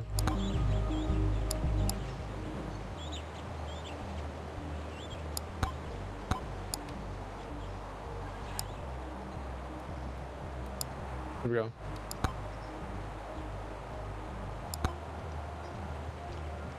All right. So as you can see, I've been playing this game quite a bit, but there's still so many more things to unlock. Like, this game was made by one person. For those who don't know, MegaBonk. This game has been getting overwhelmingly positive reviews on Steam, and one dude made it, and it's been described as a mix of, or at least how I would describe it, is Risk of Rain 2 fused with Vampire Survivors. Some people have been saying 3D Vampire Survivors or Risk of Rain 2 with just like, you know, different coat of paint. It's been really fun. I've been really enjoying it so far. Let me actually adjust this a little more.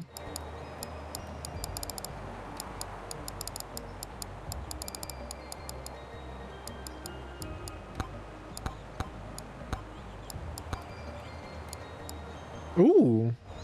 Oh yeah, and there's different skins you could get too.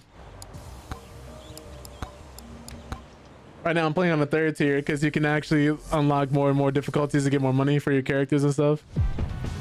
And every character has something unique.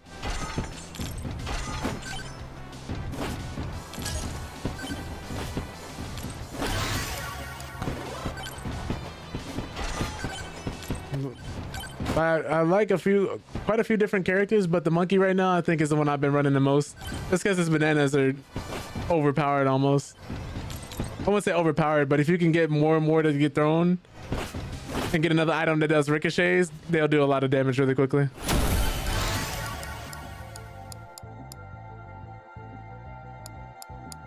But honestly, Nightmares, whichever you prefer, man.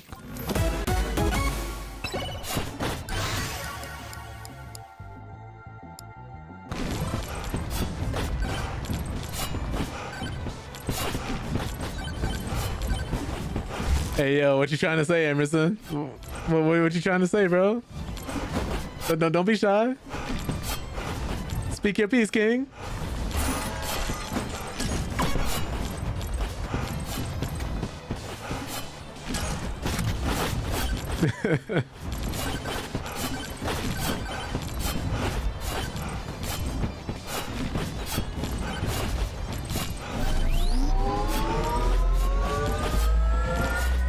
Very fun character though. Still think this is slightly too loud.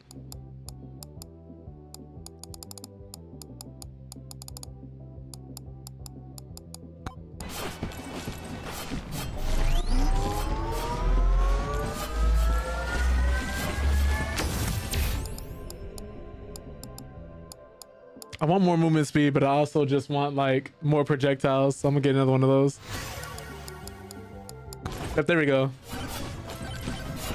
But if you play Vampire Survivors, you play Risk of Rain 2, you kind of know what to expect here. But obviously you can see there's like different sliding mechanics and the fact that the maps do feel kind of different. They all have a bunch of different hidden unlockables and chests you can open.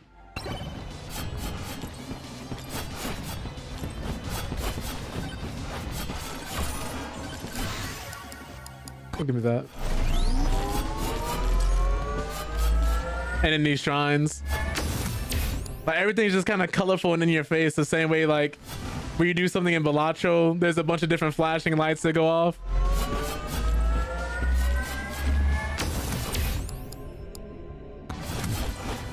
Increase that attack speed.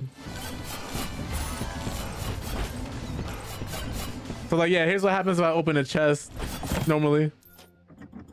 Like the little shake here, like it's a loot box, and this indicates the rarity of the item that you're getting.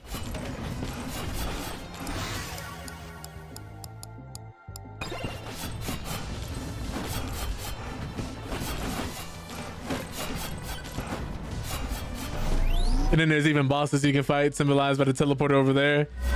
Which if you play Risk of Rain 2, you can always find the teleporter due to like floating yellow lights. So it's just a nice little touch here. They even have a shopkeeper.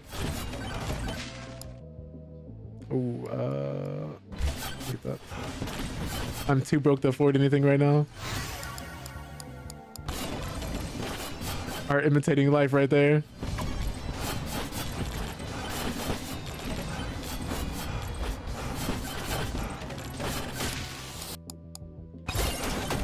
Whew.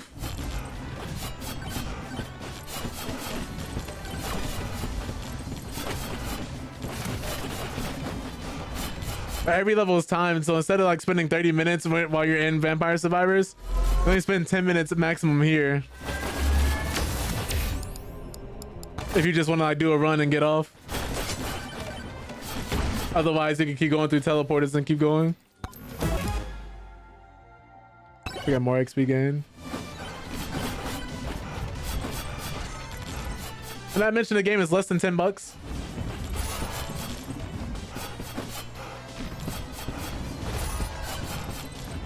Really fun. Really fun.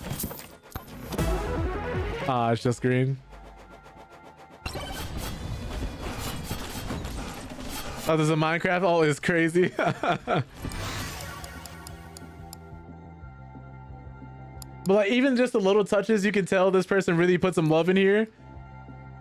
Because like turbo socks increase movement speed by 15%.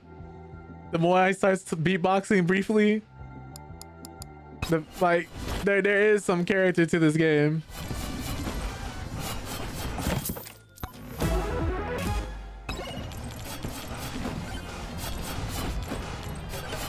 Oh, this character can climb walls. That's why I like playing him. The shady guy pulls out a deck of cards, shovels them, then eats one. He refuses to elaborate.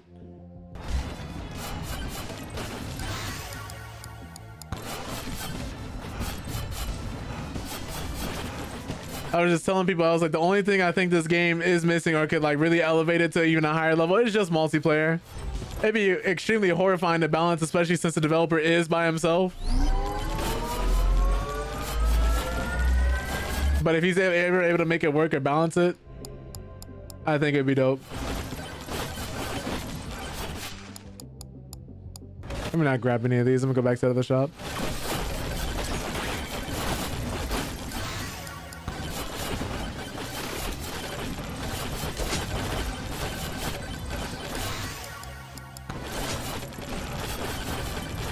Excuse me.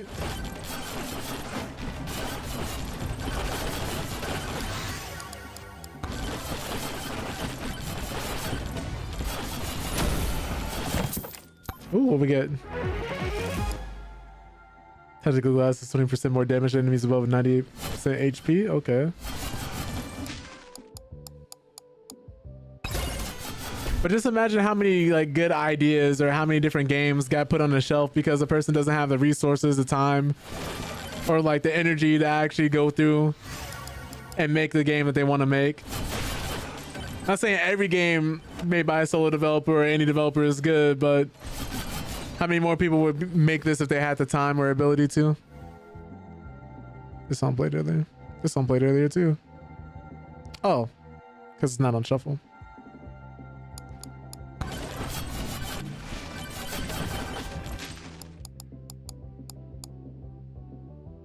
Get a card.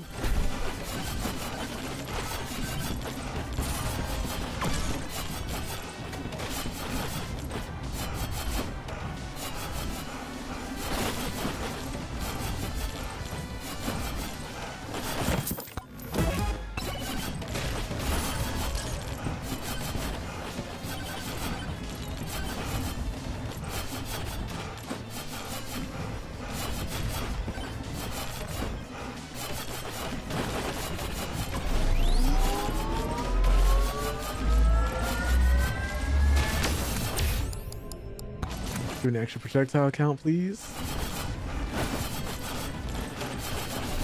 Trying to go through all these shrines just to make sure I don't miss one.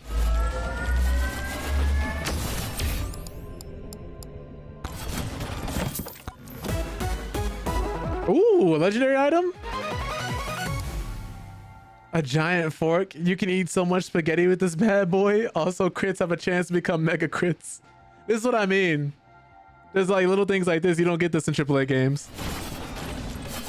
But he can just sit here and do this because who's gonna stop him? It's his game.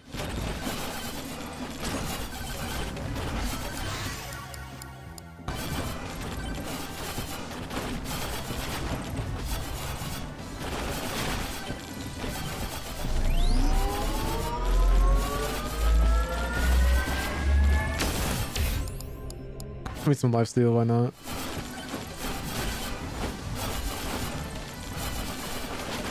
Oh, give me that.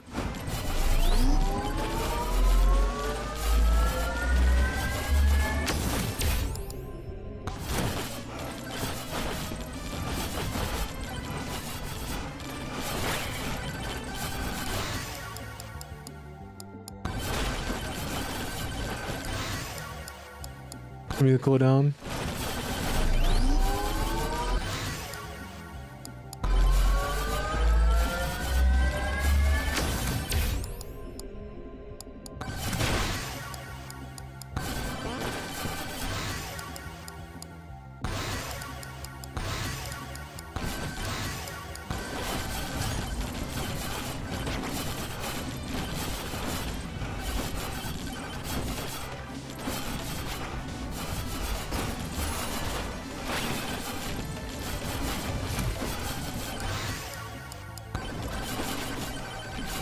Alright, we gotta get through here. Storm incoming, no.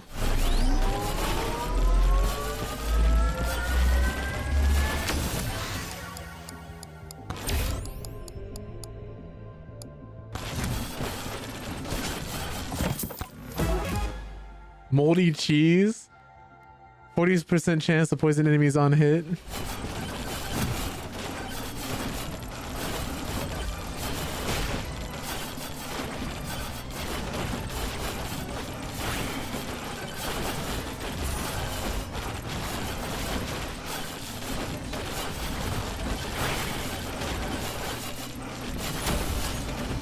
Oh, somebody dropped the chest.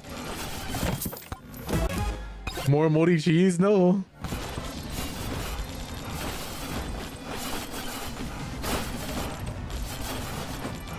Alright, now we gotta find the teleporter and fight the boss and then get out of here.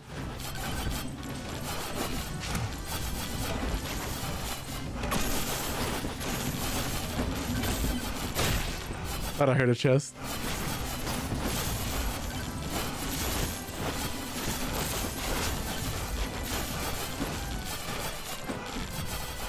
We should be able to beat him. I think we are strong enough to get to him.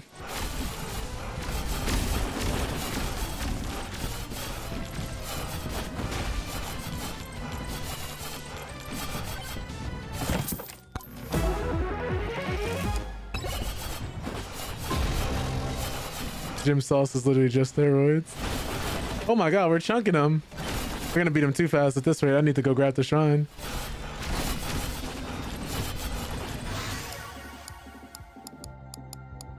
Crits have a 25% chance to heal you, 20% more damage, attack speed. We need a little bit more sustain, I guess. Ow. Just got stabbed.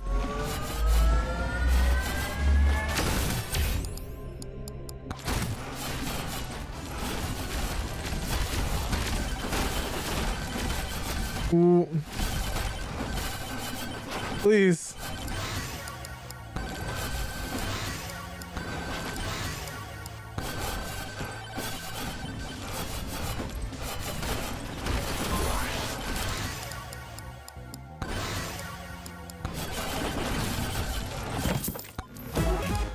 Turbo socks, so we got more movement speed.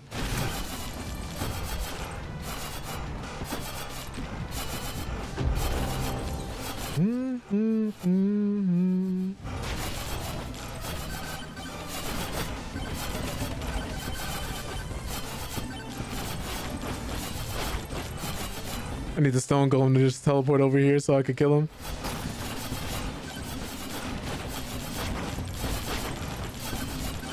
He's so slow. Where'd he go? Where'd he go? Where'd he go?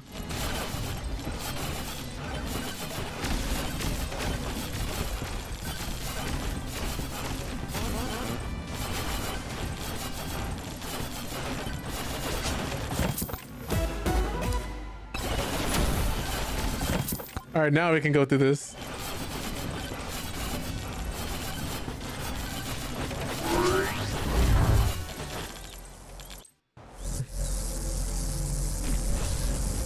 And the more you go through these teleporters, the harder the game gets. The vibes are off. That's funny.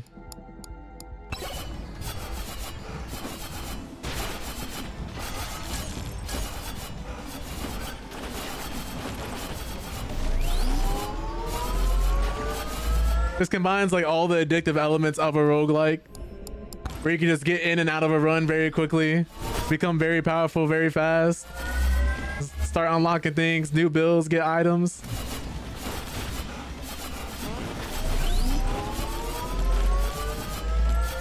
Like, it's crazy.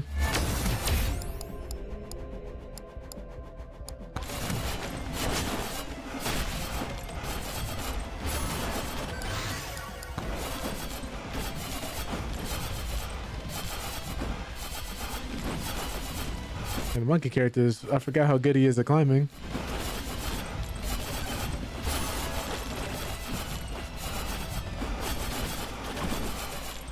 Donkey Kong gonna have me trying to, man.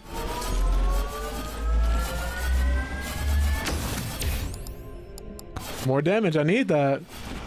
Might be the first time I'm able to beat the tier 3 boss. Here's open, but I have to like, I'm really working against the clock now.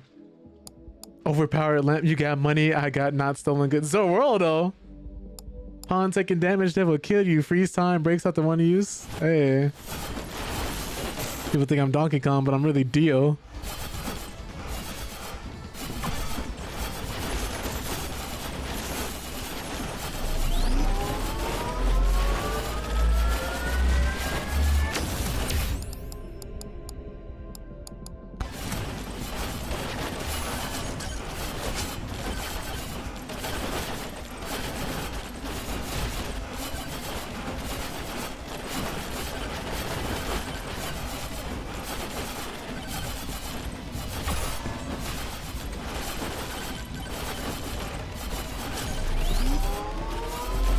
Okay.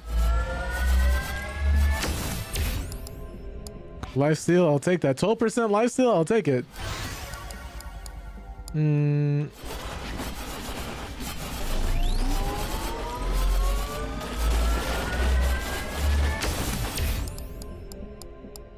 what makes this horrible is that we're gonna actually need more time to beat this boss because this boss is stronger than the last couple.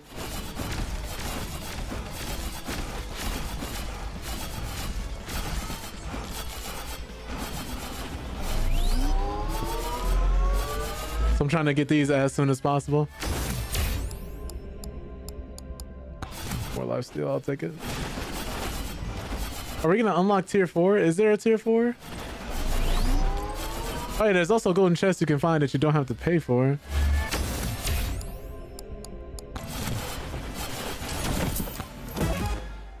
More gold from killing enemies. I needed that like 30 minutes ago.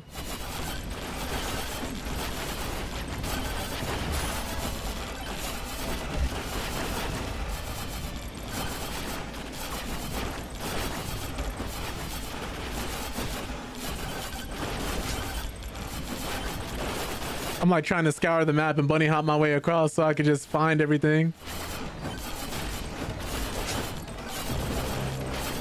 Swarm incoming, that's not good. First I'll take it.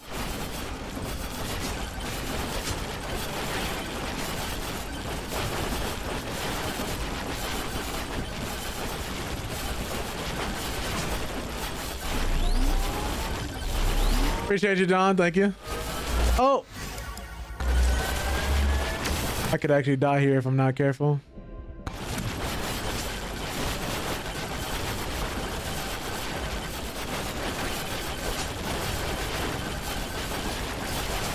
Oh no!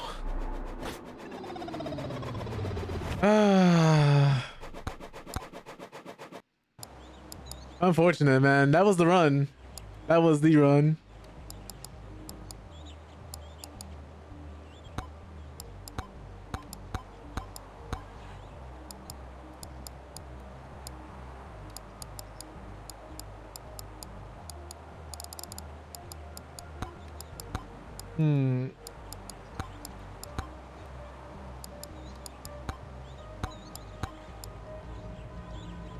Have to complete 2 challenges to unlock this character.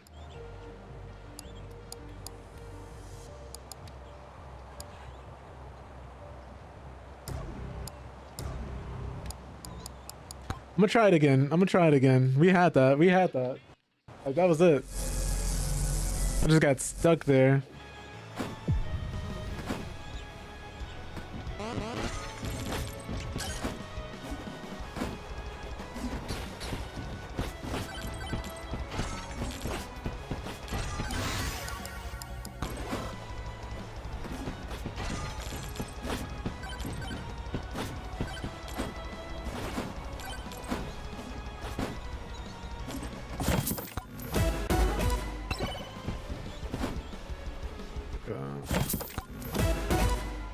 After evading, deal twice as much damage next attack and temporarily increase attack speed and movement speed. I got just 2 of those.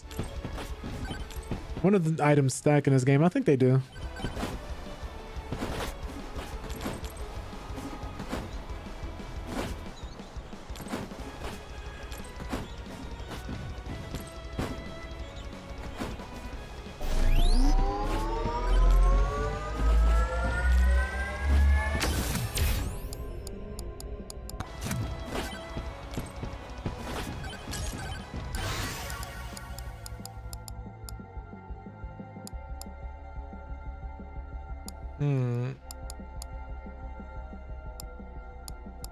We get katana. Probably should have got the bow.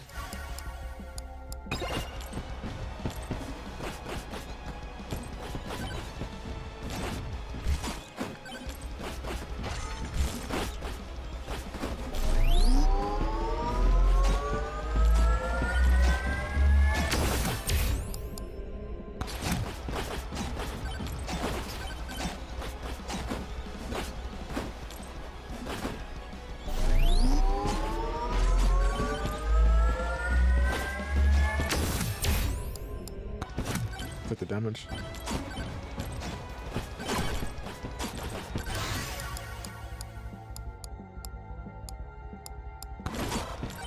Trail of fire behind me. I forget about this one.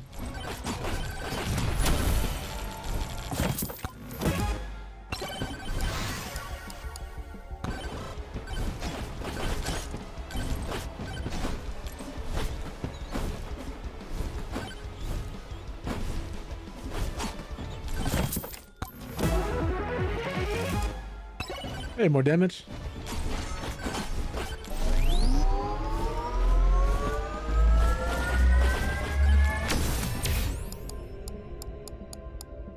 Need more gold.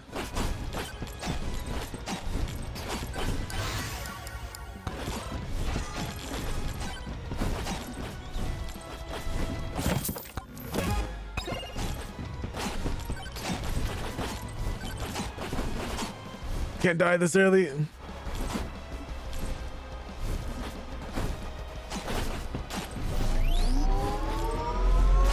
Why there's so many bees? Oh, that's close.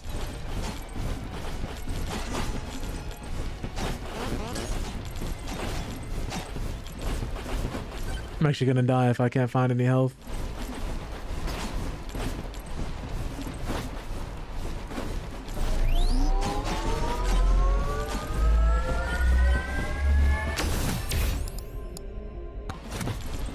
Add some health.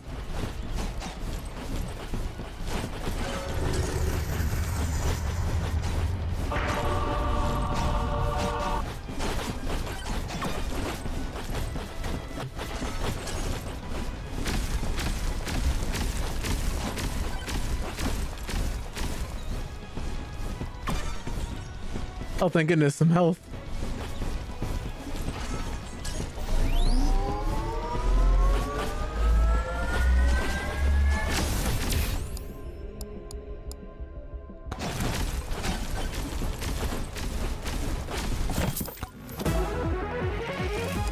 Ah, that does nothing for me.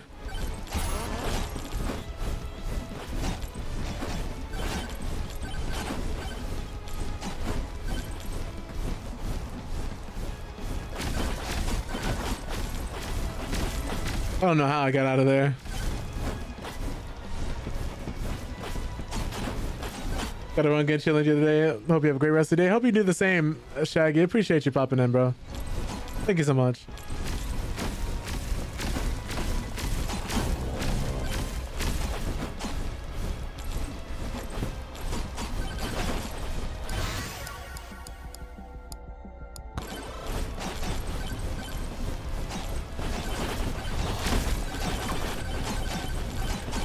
Oh, why there's so many monsters?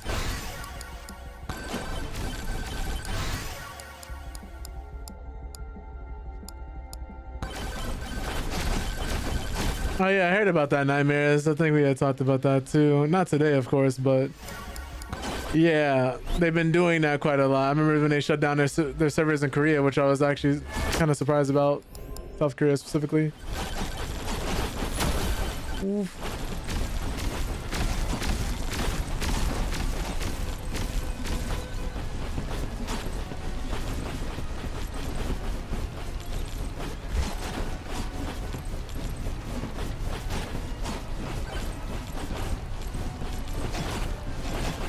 So far, I've not been able to get like that great of a build.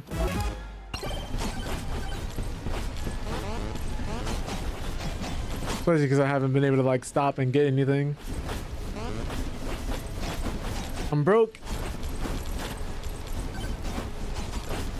That'd be crazy if there are none in Canada. I think they'd be giving up a little too much money.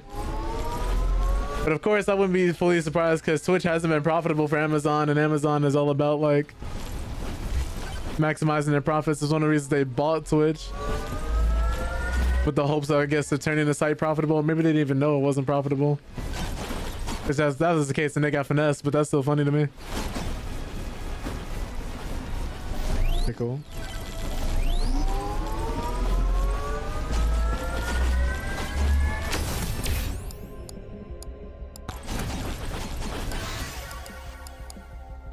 Oh, we need something. Need some type of extra damage here. All right, gotta go.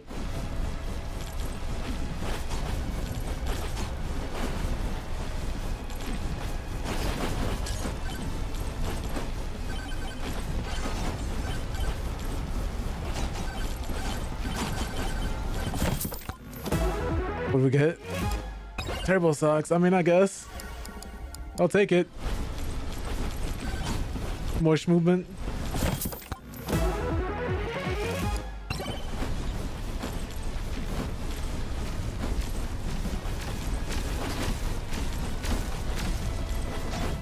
It's the movement I needed the last one, but I have none of the damage I did, so this is awful. Well, it feels good, but like awful at the same time. It's hard to describe.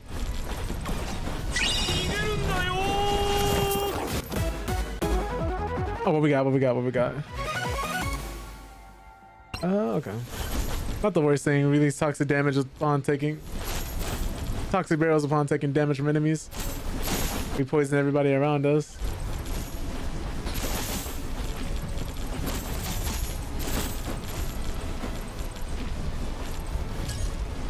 Need a magnet.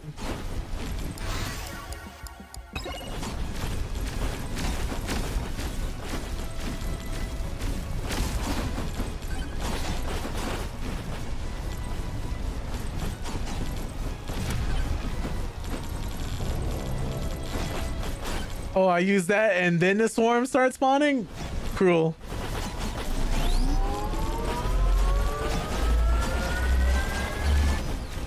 Oh.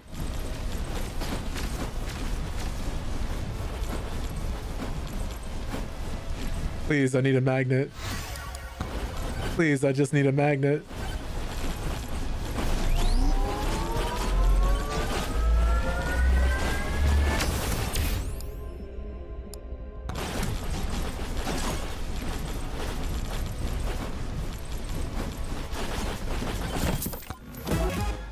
We're gonna have to go back there.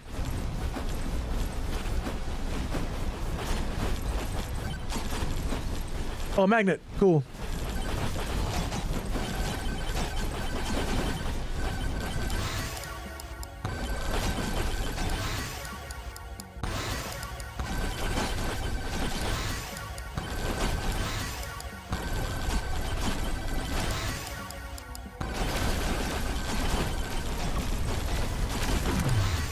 Ooh, okay.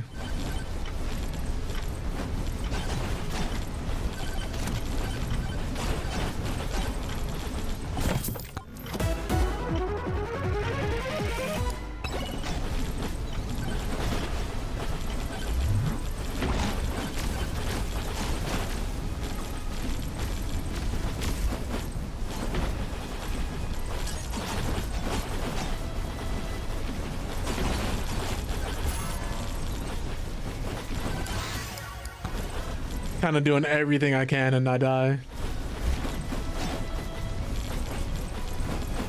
Started off bad, but with this movement speed increase and everything else we got going on, it might work out just barely. We have 3 bosses on the field. One miss, that means death.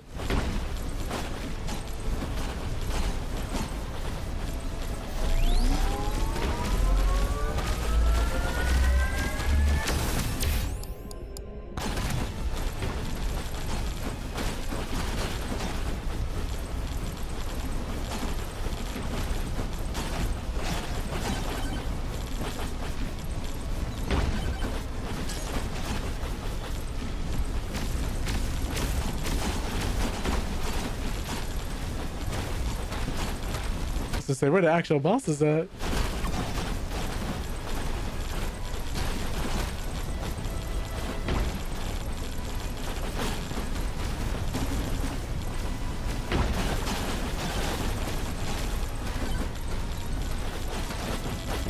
Kind of playing with my life right now.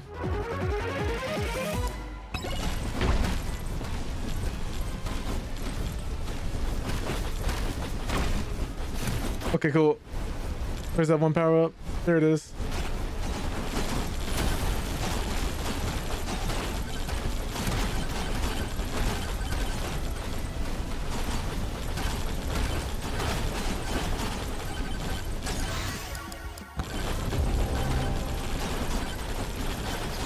It's not good.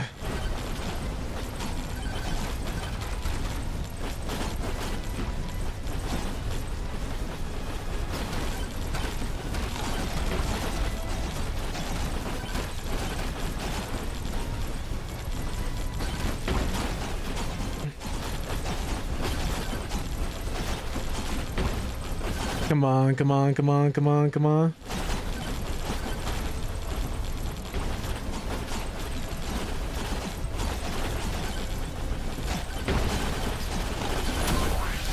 Okay.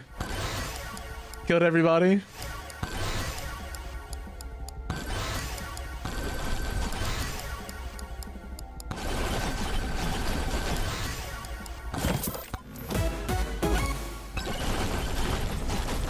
We have to go through this portal now. I have no idea what I'm doing, how I survived that.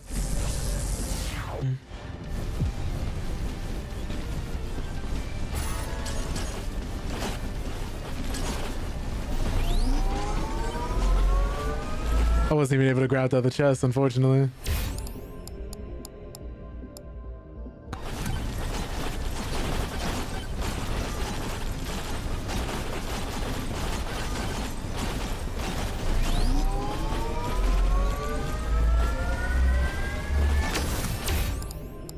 If I'll count, I'll take that.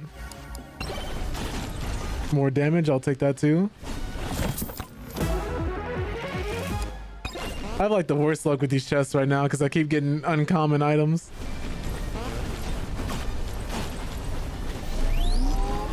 Need some like legendary status or something. Movement speed, I'll take it. Oh my god, I almost died.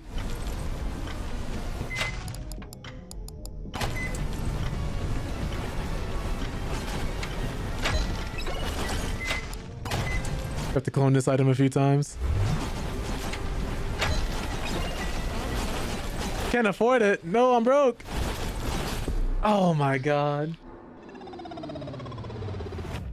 I rubbed elbows with somebody and died.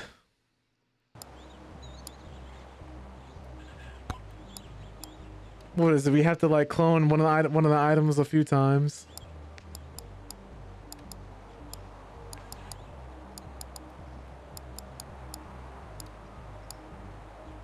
Yeah, you have to duplicate the ice crystal 3 times in a row. We got it twice.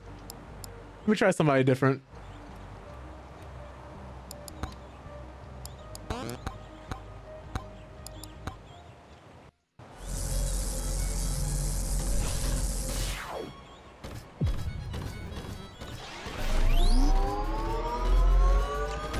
Hopefully this helps.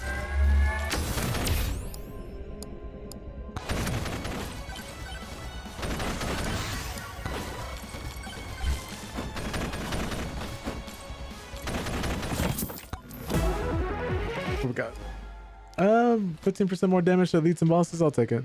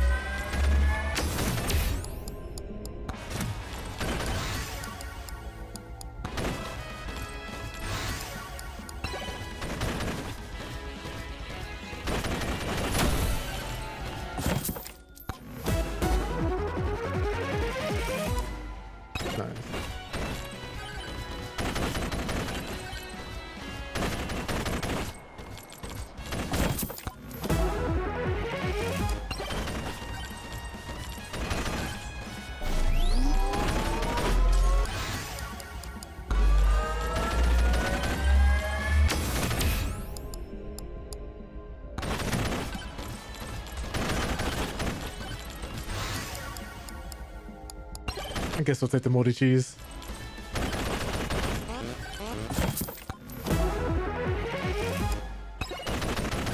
I guess we're just gonna start building towards crit chance because I keep getting items that like help my crit chances, so we're just gonna have to take it.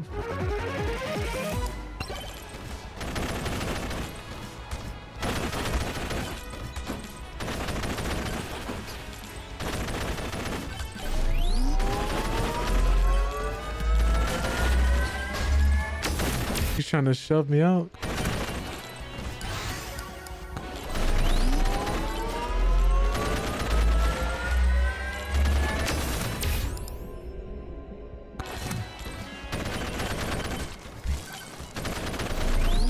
This man is airing out the whole venue.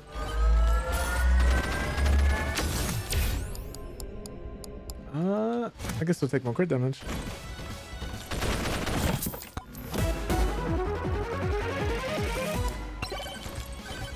Standing still heals you? That's funny.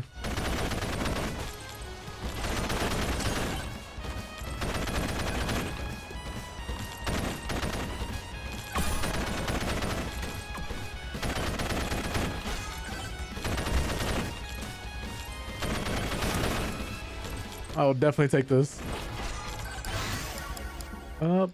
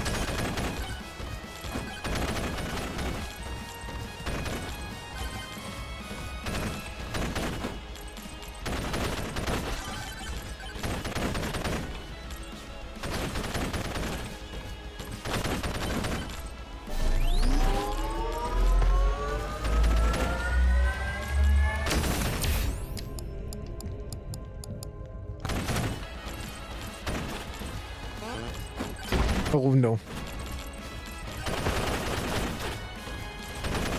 Are these bullets ricocheting between enemies? Is that what's happening? Am I seeing that?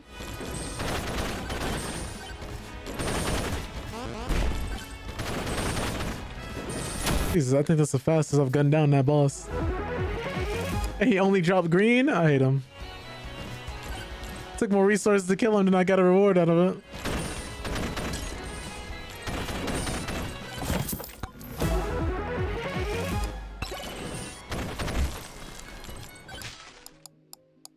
Give me the brass knuckles.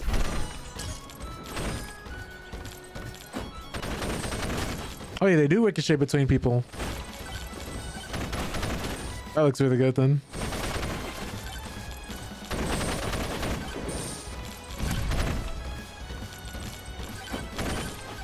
I'm so slow though.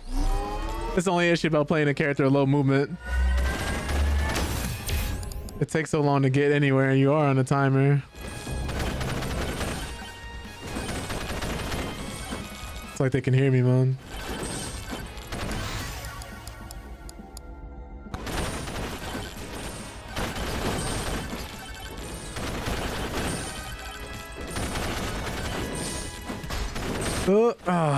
Yeah.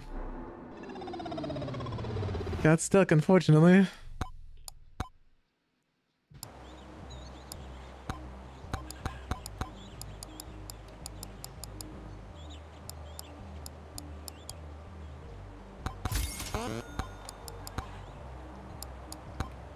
So we need a character with like decent mobility to actually take this on.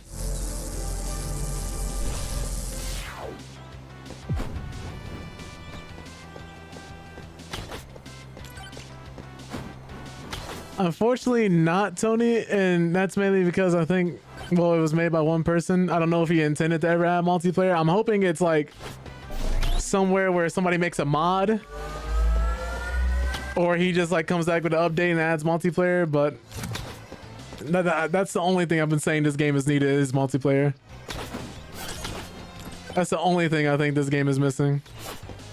You know, you can add items, you can add content updates and stuff like that. I would just love to see multiplayer. Even unofficially, like I don't care how balanced it is, I just want to play with friends. This would be the perfect game for that. Because Vampire Survivors and even Risk of Rain, like all those you can play with three other people. But of course, again, those are made by actual teams.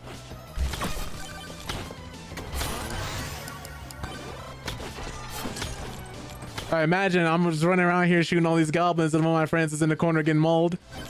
Like I almost just did.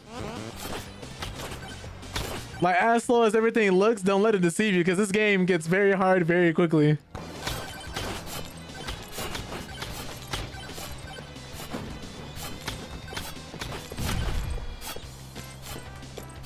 And something messed up I didn't notice initially when I played is that the closer you are to death, the more the music slows down.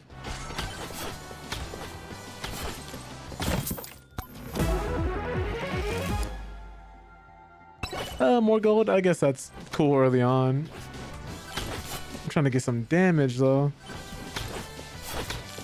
Thought I saw some purple drop. Or is that a mirage? Oh no, that was me stabbing someone.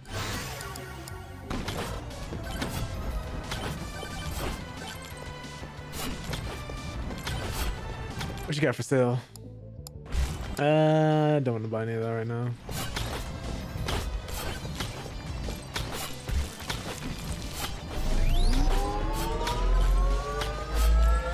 The fact that each character has like different slide animations too is pretty cool. Like literally Robin Hood's is just a roll.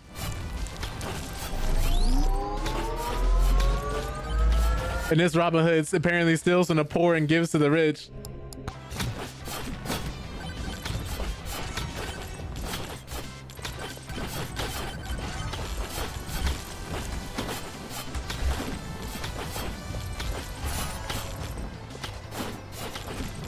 Oh no. Sheesh.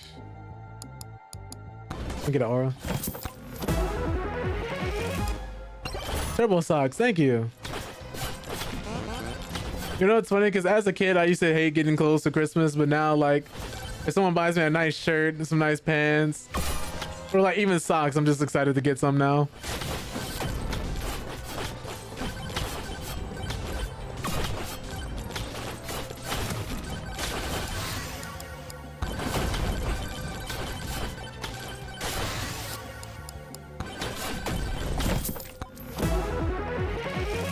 And I would always hate like hearing stuff like, oh, you'll understand when you get older. This is one of those things you actually do understand when you get older. Like socks are a dope gift, right? Like Okay, instead of subbing or donating bits, like just buy a brother a pair of socks, you know? Some comfortable underwear. Right. Save me a store trip.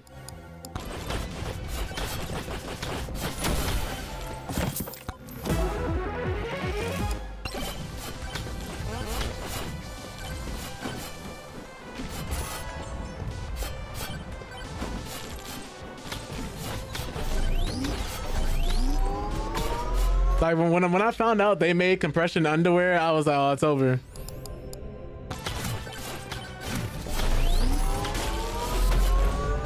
I was like, boxers, briefs, nah. Give me compression underwear any day.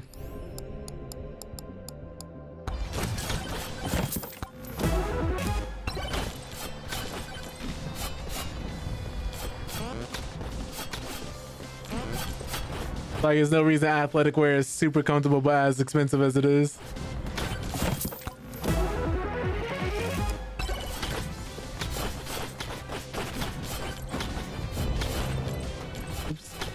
Tried to jump over the rock. I don't have the bunnies like I thought I did.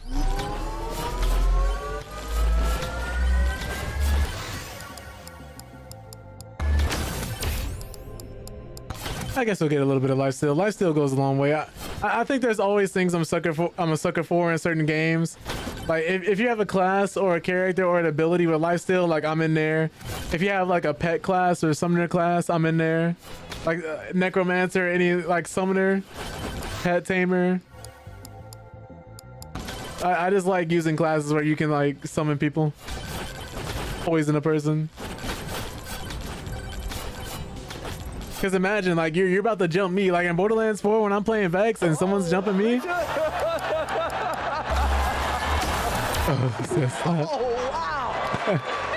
Man, like whenever somebody jumps me in Borderlands, I'm like, oh, you thought you had the upper hand, and all of a sudden like it's 4 people jumping you at the same time. Like you thought you were fighting me, but no, you're fighting me, myself, and I.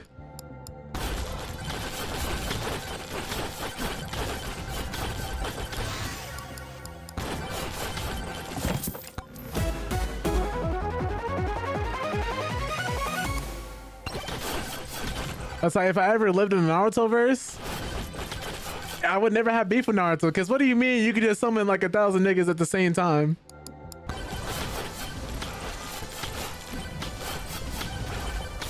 And we're just boxing. I'm good. I mean, Naruto may be outmatched, but he is never outnumbered.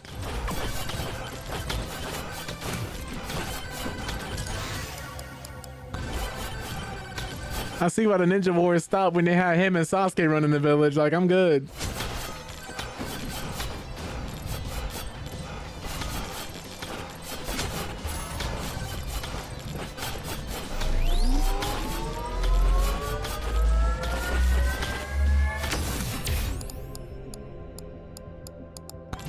Like, that's still such a wild storyline.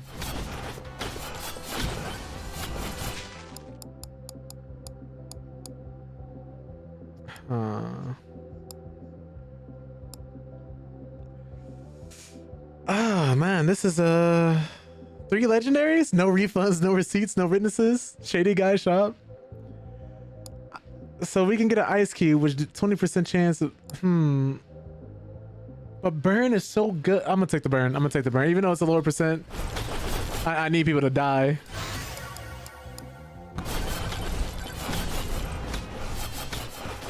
I say that is one thing I miss about older school anime, which this is me. I'm in full on yap mode now. Is the atmosphere and actual emotions you would get from a lot of older scenes. In a lot of older anime, when something happened, it mattered.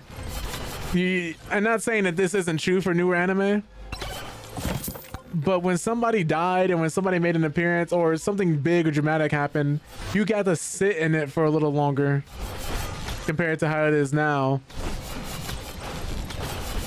Like in anime Jujutsu Kaisen, like people are kind of just dropping like flies. Like people kind of immediately die and you're just like, huh. And then you're just kind of on to the next thing versus like, even looking at like the old school versions of JoJo and Hunter x Hunter, because there isn't just like the 2011 version of JoJo's Bizarre Adventure. there's like the older school OVA animation that actually had more powerful stands and different abilities. Like when a character appeared or when a character died or somebody even just walking in a frame, like it's so different compared to how it is now. Because a lot of people on Hunter x Hunter, like some of them do not like Kurapika because they say he's kind of like, I don't know, they can't take him seriously. But in the older anime, he is a lot darker as a character. I guess in the newer one, he comes off a little bit as whiny.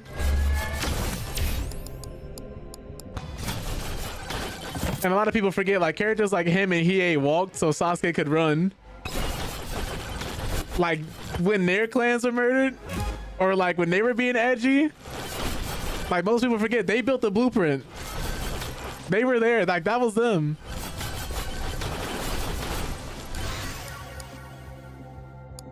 Yo, mom punching me in the gut watching Digimon, right? Like that type of stuff we just don't get nowadays.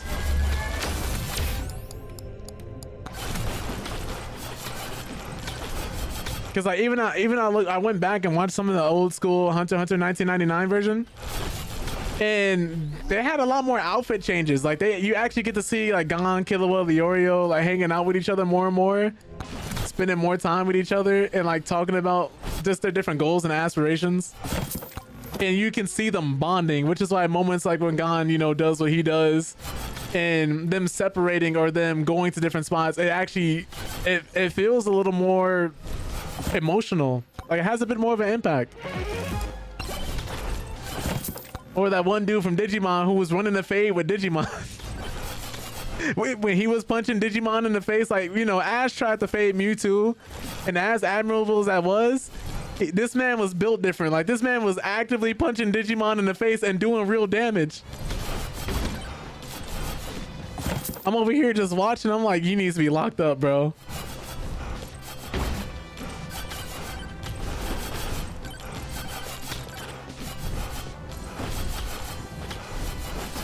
I even used to see with Bleach a lot where stuff would happen and you would be forced to sit with it. Like the moment would play out. Like, of course you get to see people reacting and like stuff happening, but if something big happened, they made sure you knew it and that things wouldn't be the same.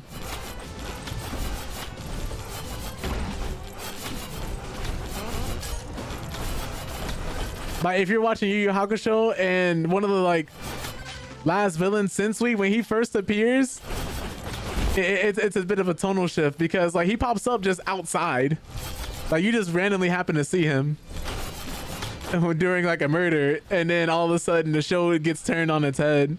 Like when the Tagoro brothers first get introduced, it's like, oh okay, like they're nothing to be taken too seriously because Yusuke fights them and defeats them first pretty easily, and then you find out this man wasn't even using 30% of his power and then completely just destroys a whole parking garage. And that man Yusuke was like himself because he had never seen anything like that up to that point in the show, and the show made sure you knew it. Like we talk about cold sweats, this man was having nightmares after the first time he saw Tagoro go like even use 30%. I think moments that are comparable to that in like modern animes, like when Mamoru Uchiha first appears and first gets revealed, when that man Kabuto's like pulling up all the dead bodies and Obito's like, where did you get that?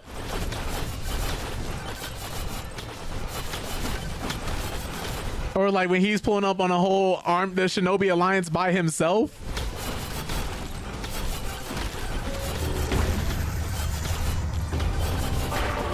Oh god. Goku turned to Super Saiyan for the first. Well, no, this is not entirely the same thing. That's like an iconic transformation that I mean, most people aren't even gonna be able to dream about reuniting something that big or reenacting something that big. Most shows don't even last long enough to get anywhere near that. Oh my god, spoilers is crazy. For anime that's about as old as you and me combined, yeah.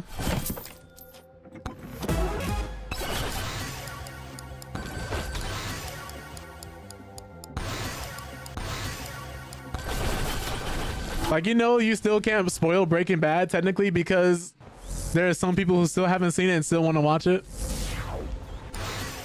Even though that show was like airing back in 2008. Like being able to stream shows at our own convenience is dope, but then it's led to a weird like spoiler-esque culture where something will come out like 2 years ago, and because you can stream it or people can just binge it whenever they want to, they just won't go watch it immediately. So then when you want to talk about it, when you want to watch it or like have a conversation about it, they're like, no, spoilers. And it just becomes a giant pain for everybody involved.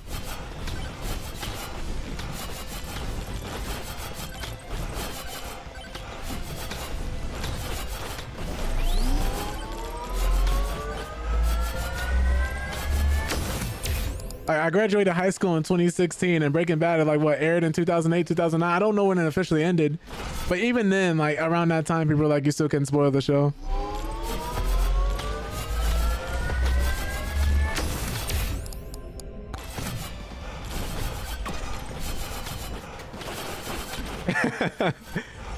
Yeah, Russell, what's up? I apologize if I made anyone in the chat feel old. We're just like talking about anime and like different TV shows and movies and spoilers and stuff. Not actual like anime spoilers, well, some anime spoilers, but for older anime that's older than me.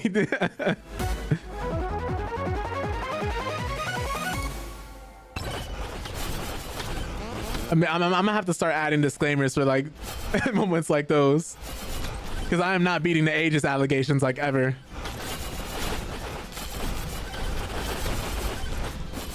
Oh man. But yeah, we were just talking about like old anime like Yu Yu Hakusho, One Piece, JoJo's Bizarre Adventure, stuff like that. But yeah, this game is fun. It's called MegaBonk. It's from a solo developer who happened to make it. It's plays like a fusion of Vampire Survivors and Risk of Rain 2, but if you've never played those games, it's another like third-person action roguelike.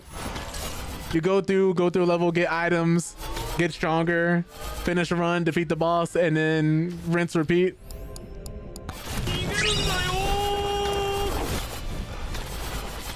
Yeah. That's kind of what I get from this game. It's modernized, but it's old as well.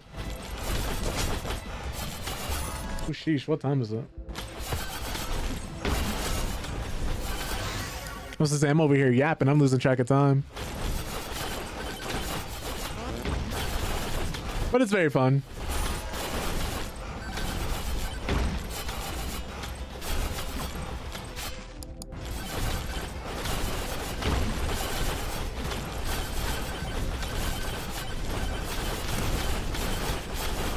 Okay, cool. He's burning. Now he's taking massive damage. Wait, I'm just trying to unlock more characters and like get through this tier 3 of this level. Or the third tier of this level.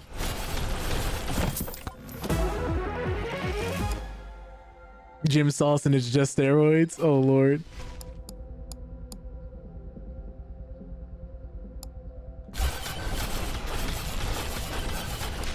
I need this mirror.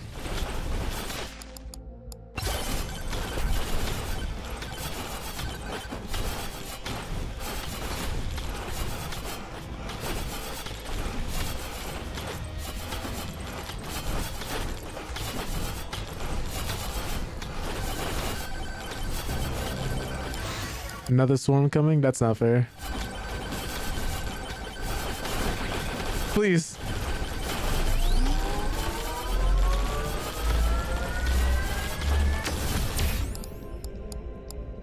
I'll get more projectile speed, why not? Oh no, I'm about to fall! I almost died. Excuse me. Excuse me. I'm too broke to afford anything. Okay. Come on, come on, come on, come on, come on. Armor. I guess I'll take it. Ooh, we got a legendary item. Which one is it? 8% upon hitting enemies to create a giant blast, blasting them away. That'll do.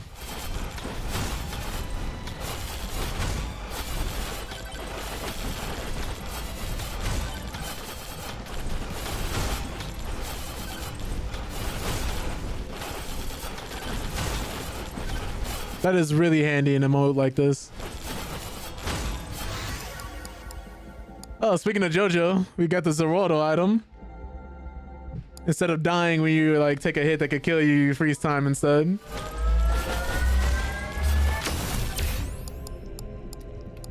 Increase more evasion.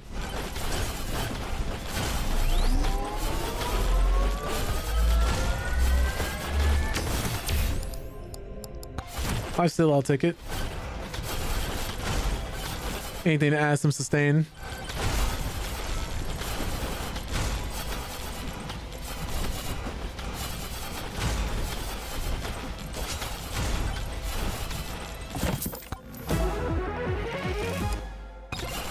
Battery, I guess. Not worth it. Not worth it at all.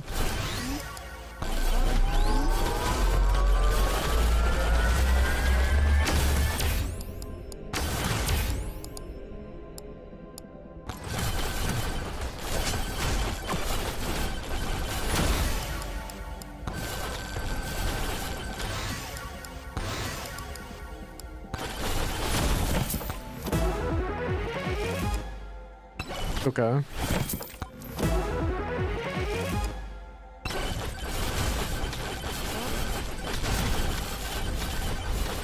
Yo, Parker, what's up? Appreciate you popping in.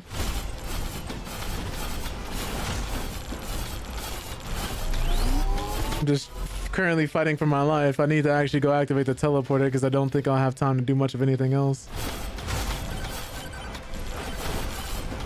I think this is the best chance we can have.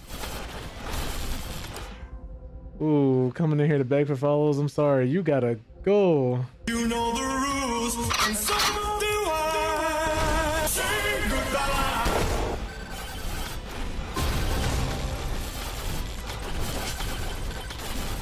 That's so weird. Has that been happening to anyone else? I've been noticing a lot more people like coming through and asking to be followed on Twitter. Like follow for follow was bad enough on Twitch, but now people are doing it for Twitter.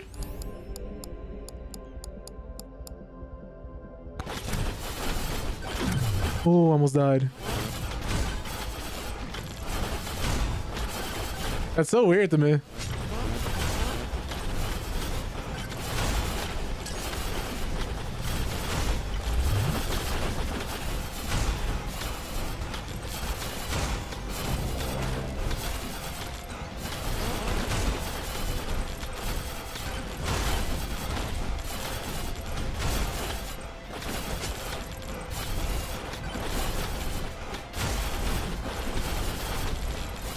But execution got to.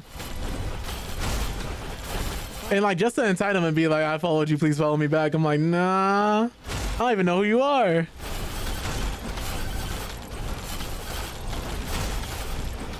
Because it really just does nothing for you or the person doing it. Whether it's follow for follow on Twitch or on Twitter or anywhere else, really.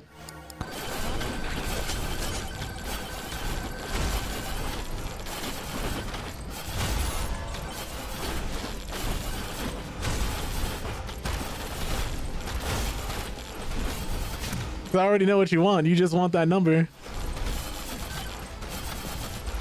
Like there's nothing organic or authentic about that.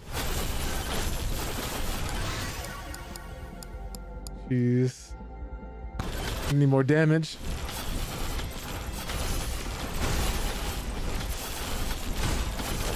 Look at how many enemies are on the screen. Ugh.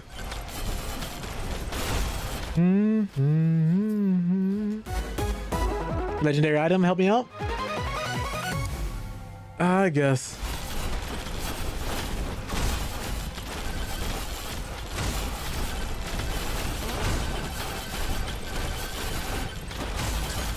He's a tree, so I'm hoping he takes more damage from fire damage. Oh, damage from burn. Looks like it's doing a number on him. Getting a little greedy here.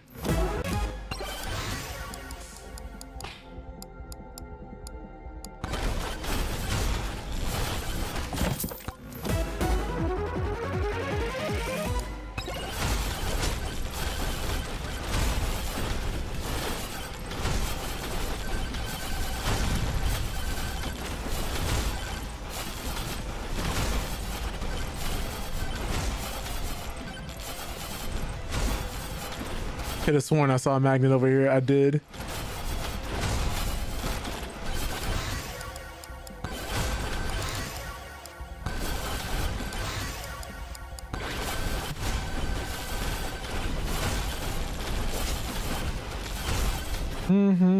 Oh, this is good.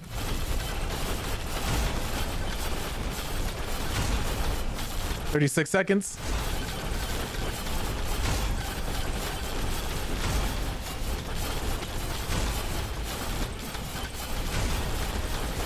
Oh god, oh god, don't mess this up, don't mess this up, don't mess this up.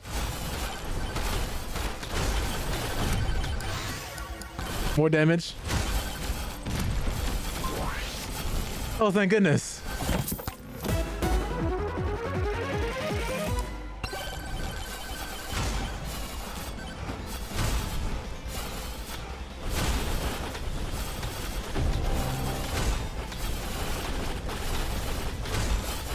Getting a little greedy here. Just a little greedy here.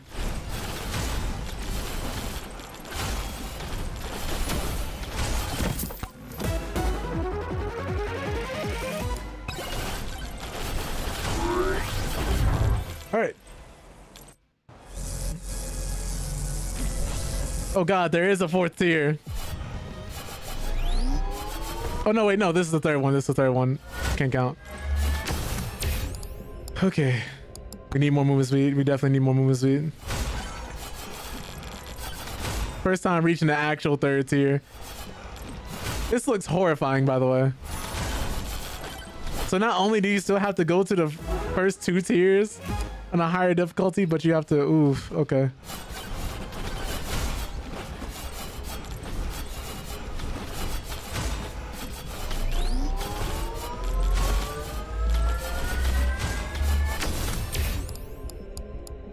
Damage, I'll take it.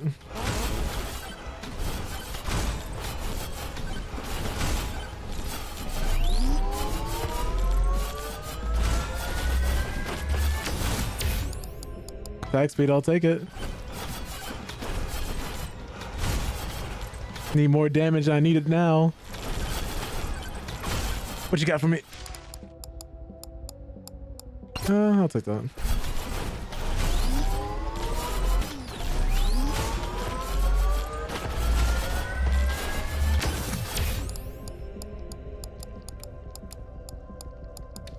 We need the health regen. Need more bow crit damage.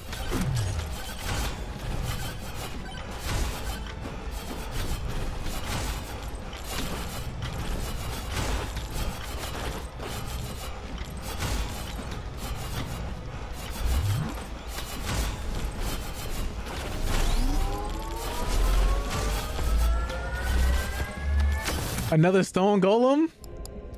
All right, we'll take the lifesteal.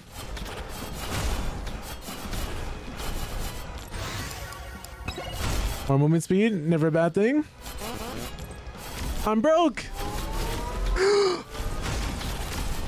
Oh my god, you have to die. My run almost ended.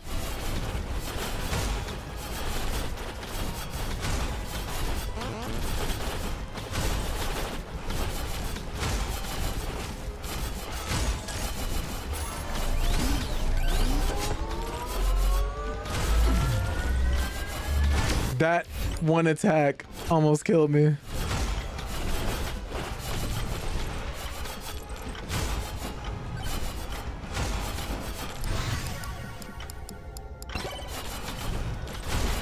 That one attack he did was enough to put me in here.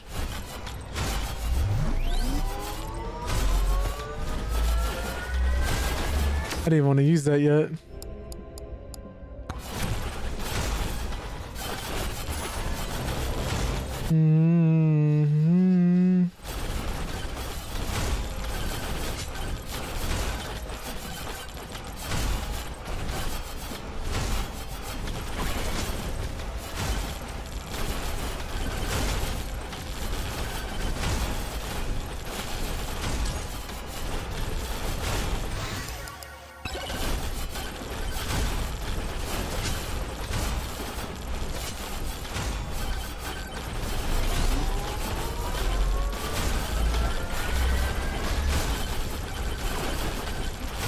Oh my god. Can't get hit by that.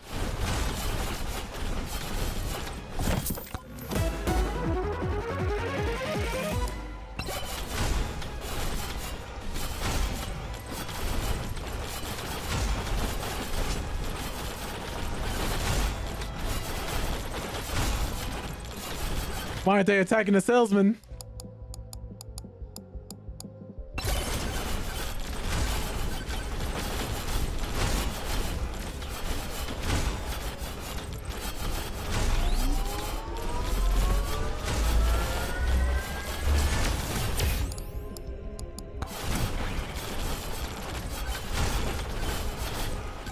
Oh god.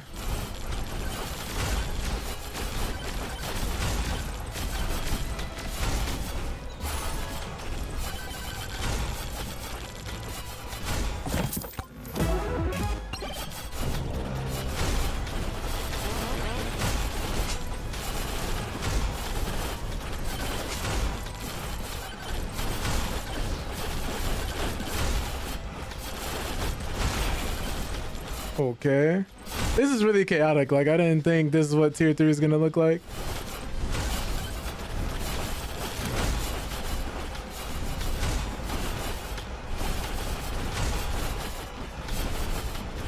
Lord have mercy, I'm about to bust. What's up, Rayvon?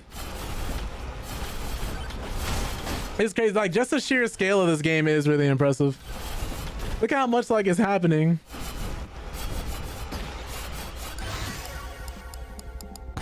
Damage, bow. Give me more aura damage. On your way home, nice, nice.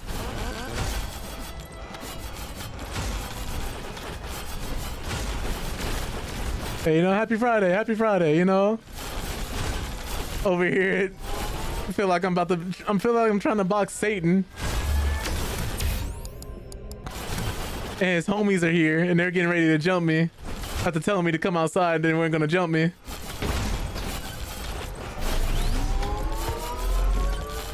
Ooh.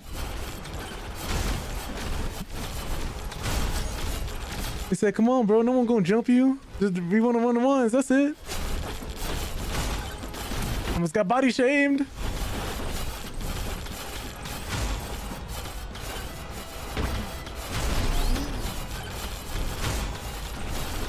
Same. Oh my god, I caught a stray. And it almost killed me.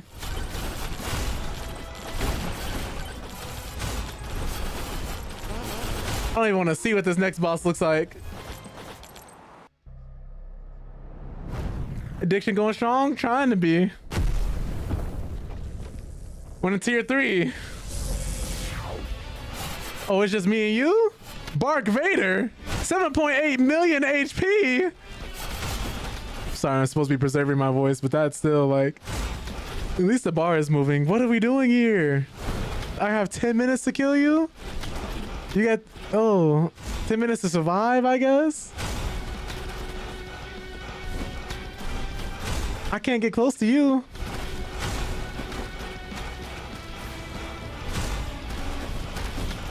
I'm sorry, you got projectiles?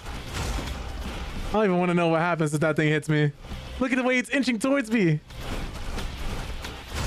You remember like that whole saying, would you get $1 million? But the thing is, if you get $1 million and become a millionaire, you become immortal. But there's a snail that chases you for the rest of your life.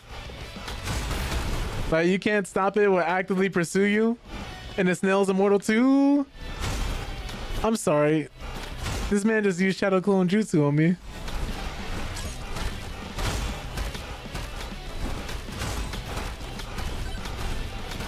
Like, I can run circles around them. It's like an unstoppable force meets an immovable object. Because my aura is gone. I don't have my aura anymore. At least I don't see it. Did I give up an item to get here early? Ow.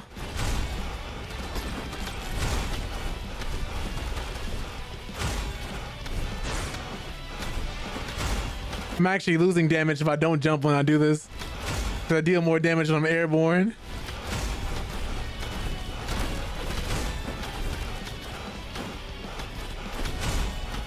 Maybe this is the real MegaBonk. We got him at 6.9 million, you know. At this point, it's just a battle of endurance.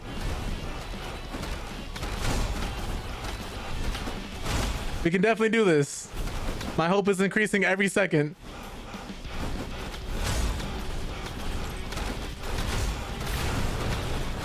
But so is my disappointment if I die.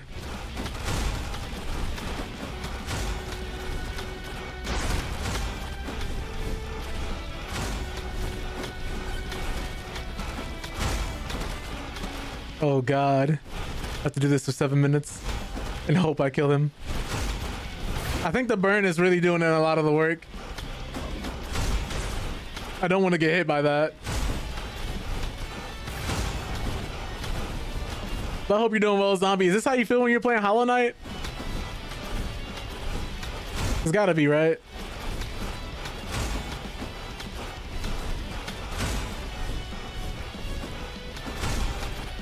Hey, because Ravon, you played Hollow Knight too.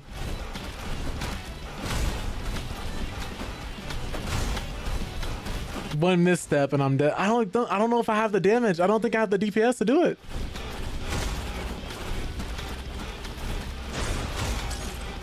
Too stressful for a platformer. I believe you. Look what I'm going through, man. Isn't it sick? Like I'm like, man, this is horrible. This is stressful, but I'm like having a lot of fun.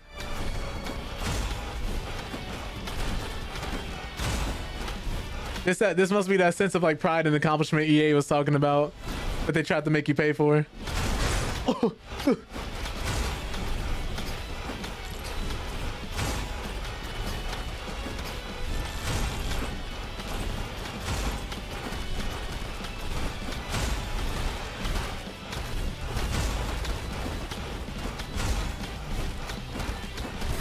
You get shields? That's illegal. And I have to stay here? And you get 2 of these? No way. And I still have to beat you in 10 minutes? No.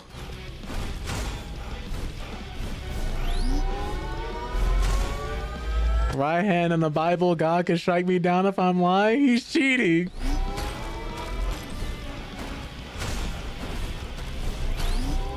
No. And I can't lifesteal from him if I can't hit him. Good thing I got that HP regeneration. The timer doesn't even freeze. What they say in Dark Souls, Demon Souls, and the rest of the Soulsborne games, get good. Yeah. Yeah.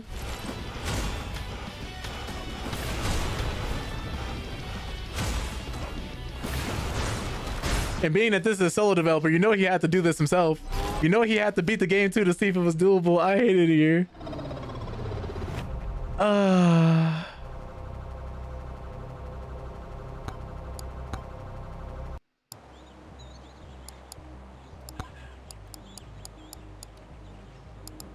Okay, let's see here.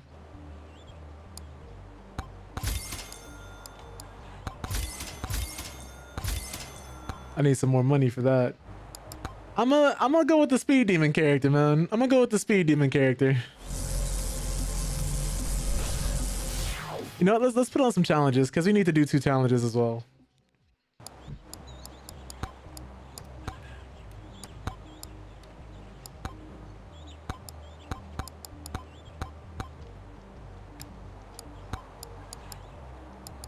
Oh, you can only do challenges on the modes you've beaten.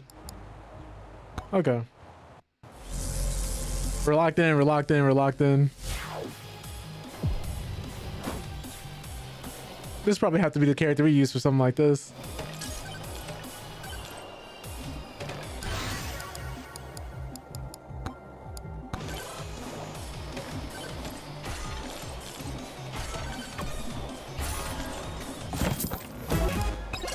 We're just going straight for it.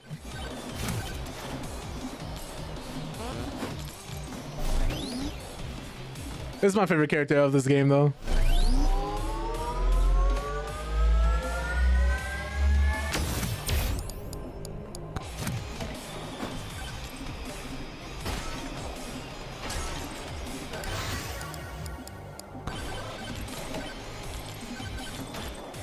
Faster he goes, the more damage he deals.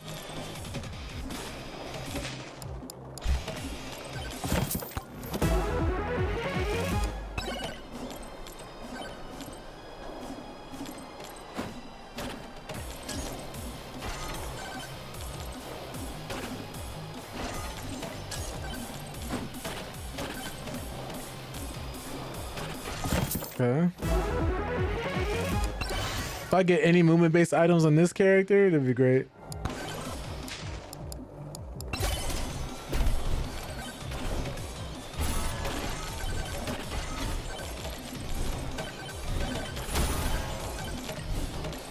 I know what that sound means. Back hit. Agility's home. Yes, thank you. Beacon. Healing stations are never a bad thing. Those that don't know, that makes it so that all these shrines that I charge actually heal afterwards.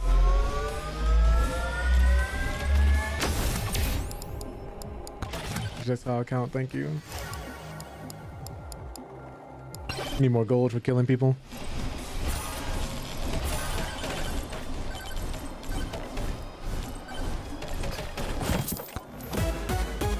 Ooh, a legendary item right off the bat. Attacks have a 25% chance to explode, dealing 65% damage to surrounding enemies. I need that.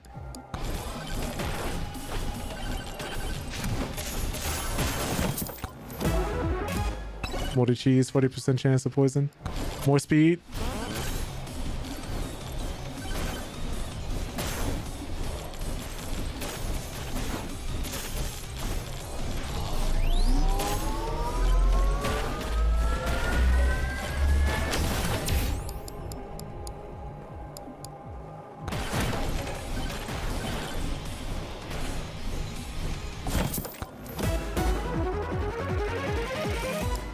Brass knuckles, 20% more damage to nearby enemies. This is looking good.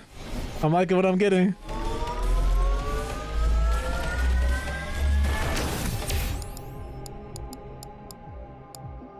We need just a little bit of lifesteal. Turbo socks, more movement speed. We love it.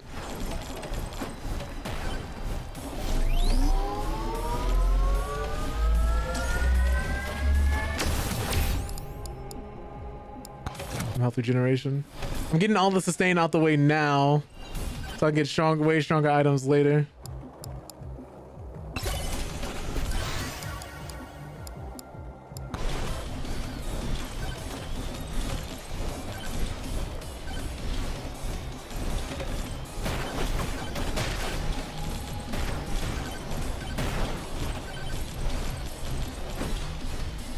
Okay, cool. We had enough speed to make that jump.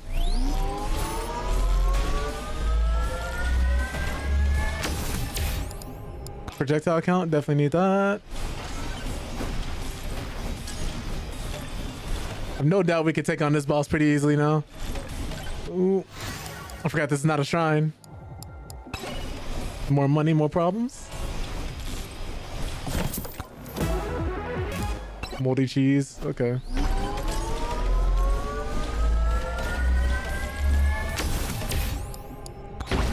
Ow, that hurt. But that life is coming right back to me.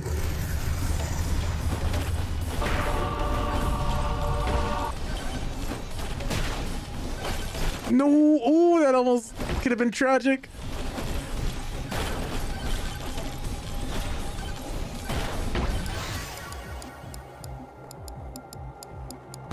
Poison flask, I'll take it.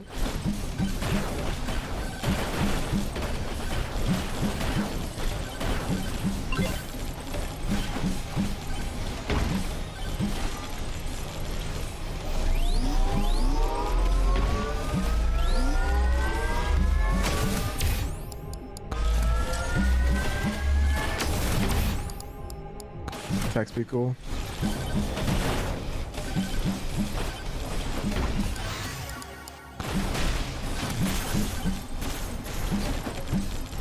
Going as fast as humanly possible.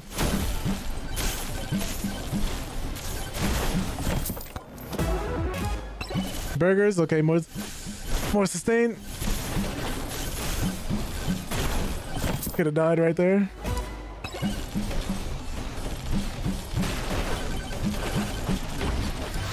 They're really trying to set me up for failure here.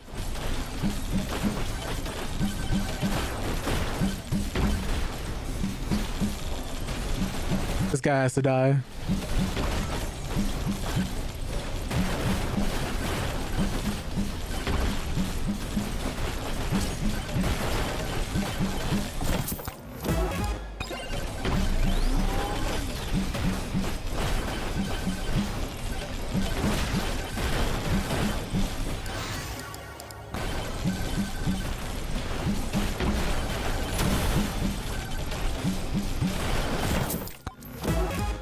This is extremely risky.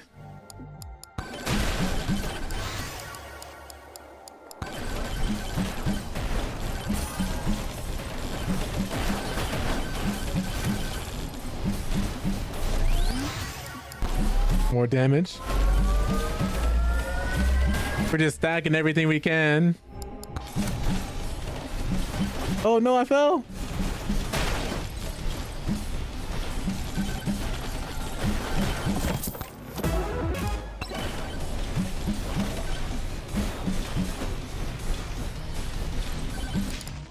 Stuff gets really crazy.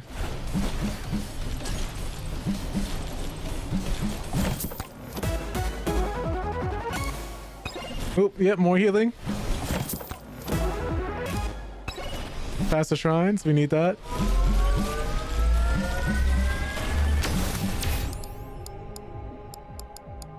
Oh, drop chance, I'll take it.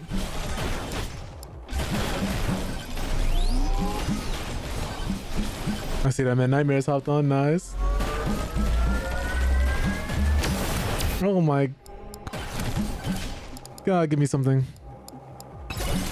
Coward's cloak, because if we get hit, we go faster. I see you, Nightmares, you know?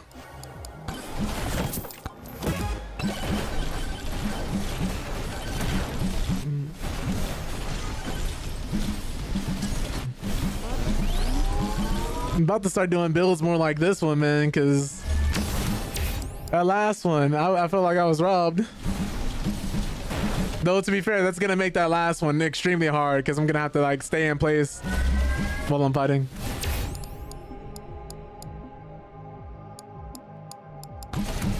Let's increase the pickup range. Phantom Shroud. I'm trying to just be like an arrow flying across the map.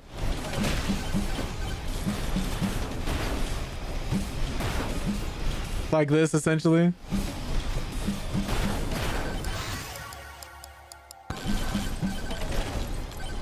Especially with this poison. Because if I can drive by and poison you and then keep it going, you'll die eventually and I won't even know.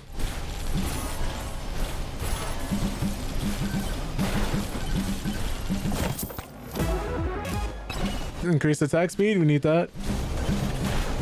Increase the speed, increase the poison, increase everything. Jump. Okay, cool, we made it. I'm outrunning the actual things trying to get to me.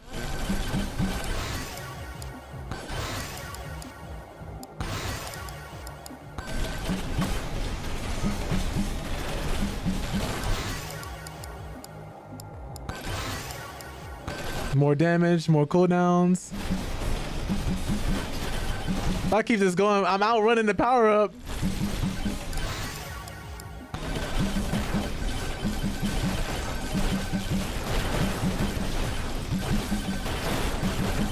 But to be fair, when everything hits me, it hits like a truck, so I'm gonna have to get like a shield or something.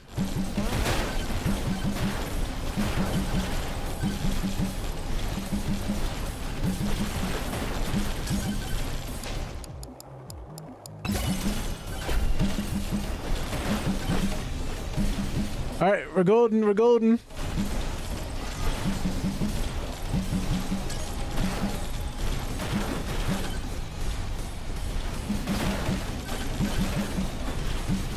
Imagine if he could do tricks. I'm cutting it close on the time. Should probably go back.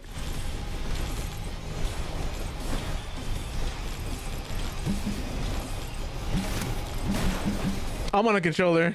I play if not all, a majority of my games on controller, Nightmares.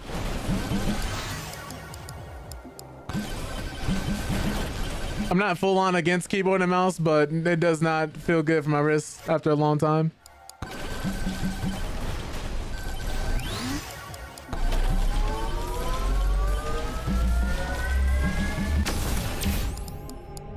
More damage.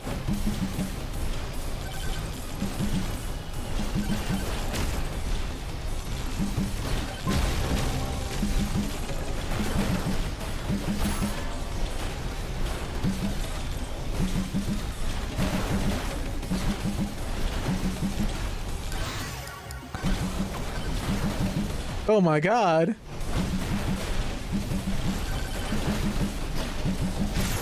Look at how fast he is.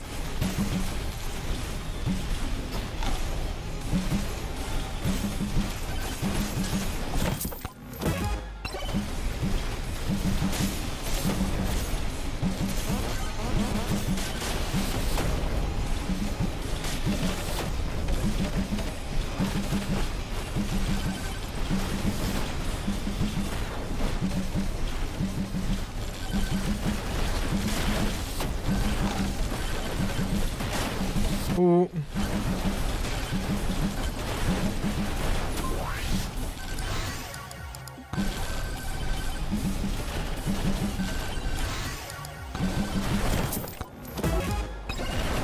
Do even more damage to bosses and elites now.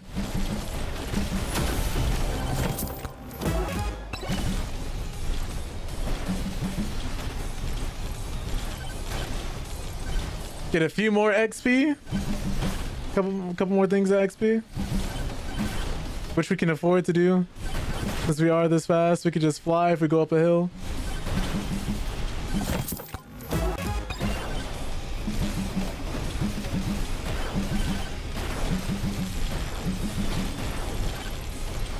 I'm gonna wait a few more seconds and then we're gonna go through.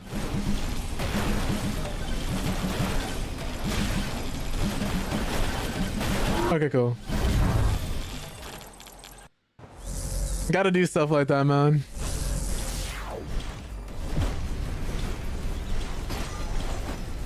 Oh my god.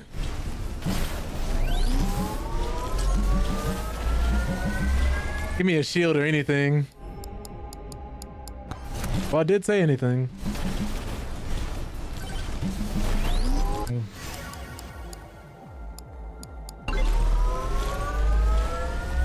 Turbo skates? Oh, we got a new item. More movement speed, why not? Never be too fast.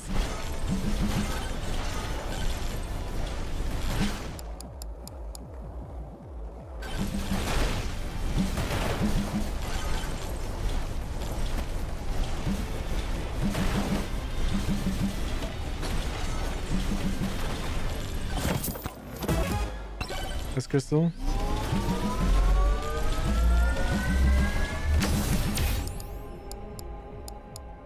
Give me more projectiles. More damage. I really need a shield though, because it's gonna come to the point where I run into the enemy and I die. I just get shoulder checked so hard I die. Someone is gonna sneeze on me and it's over.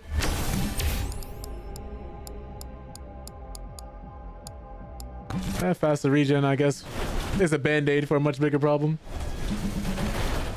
Please give me a shield.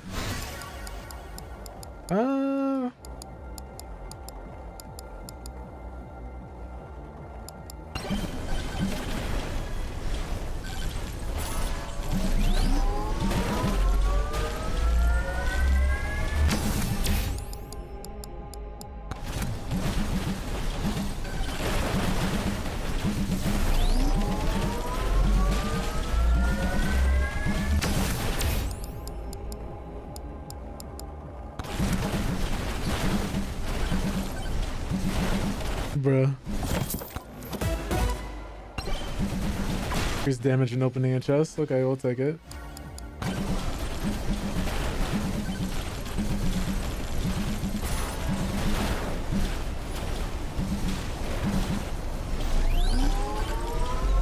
Please.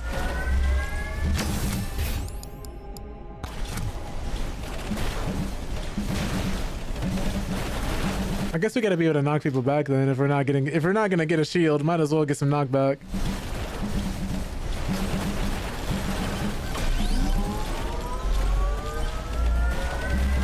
I've got brittle bones.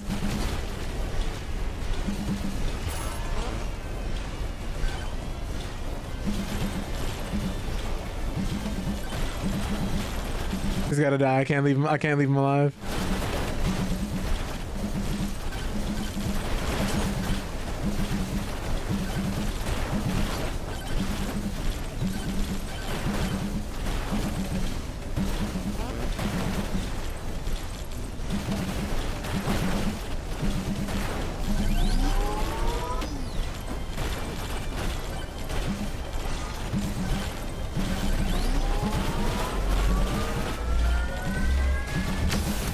Okay. Thorns, I guess.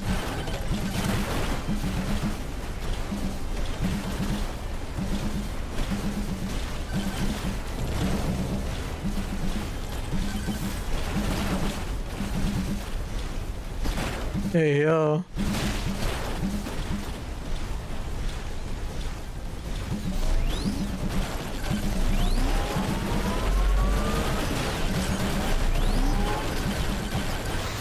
Ooh. Oh no!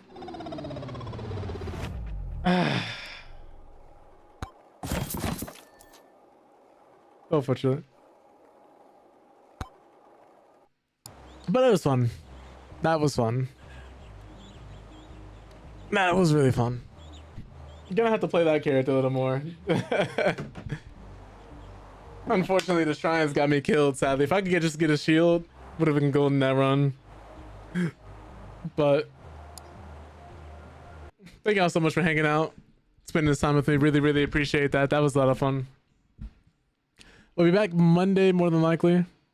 And that day we'll just be playing more Dying Light, finishing that game. Well, not finishing it, but going through more of it.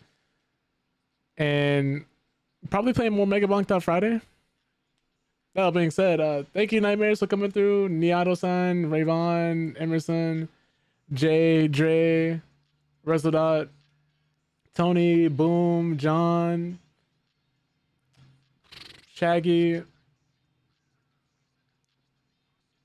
I'm missing anyone? Blade, of course. I think that's everyone. Immersive. Oh, no, I almost forgot.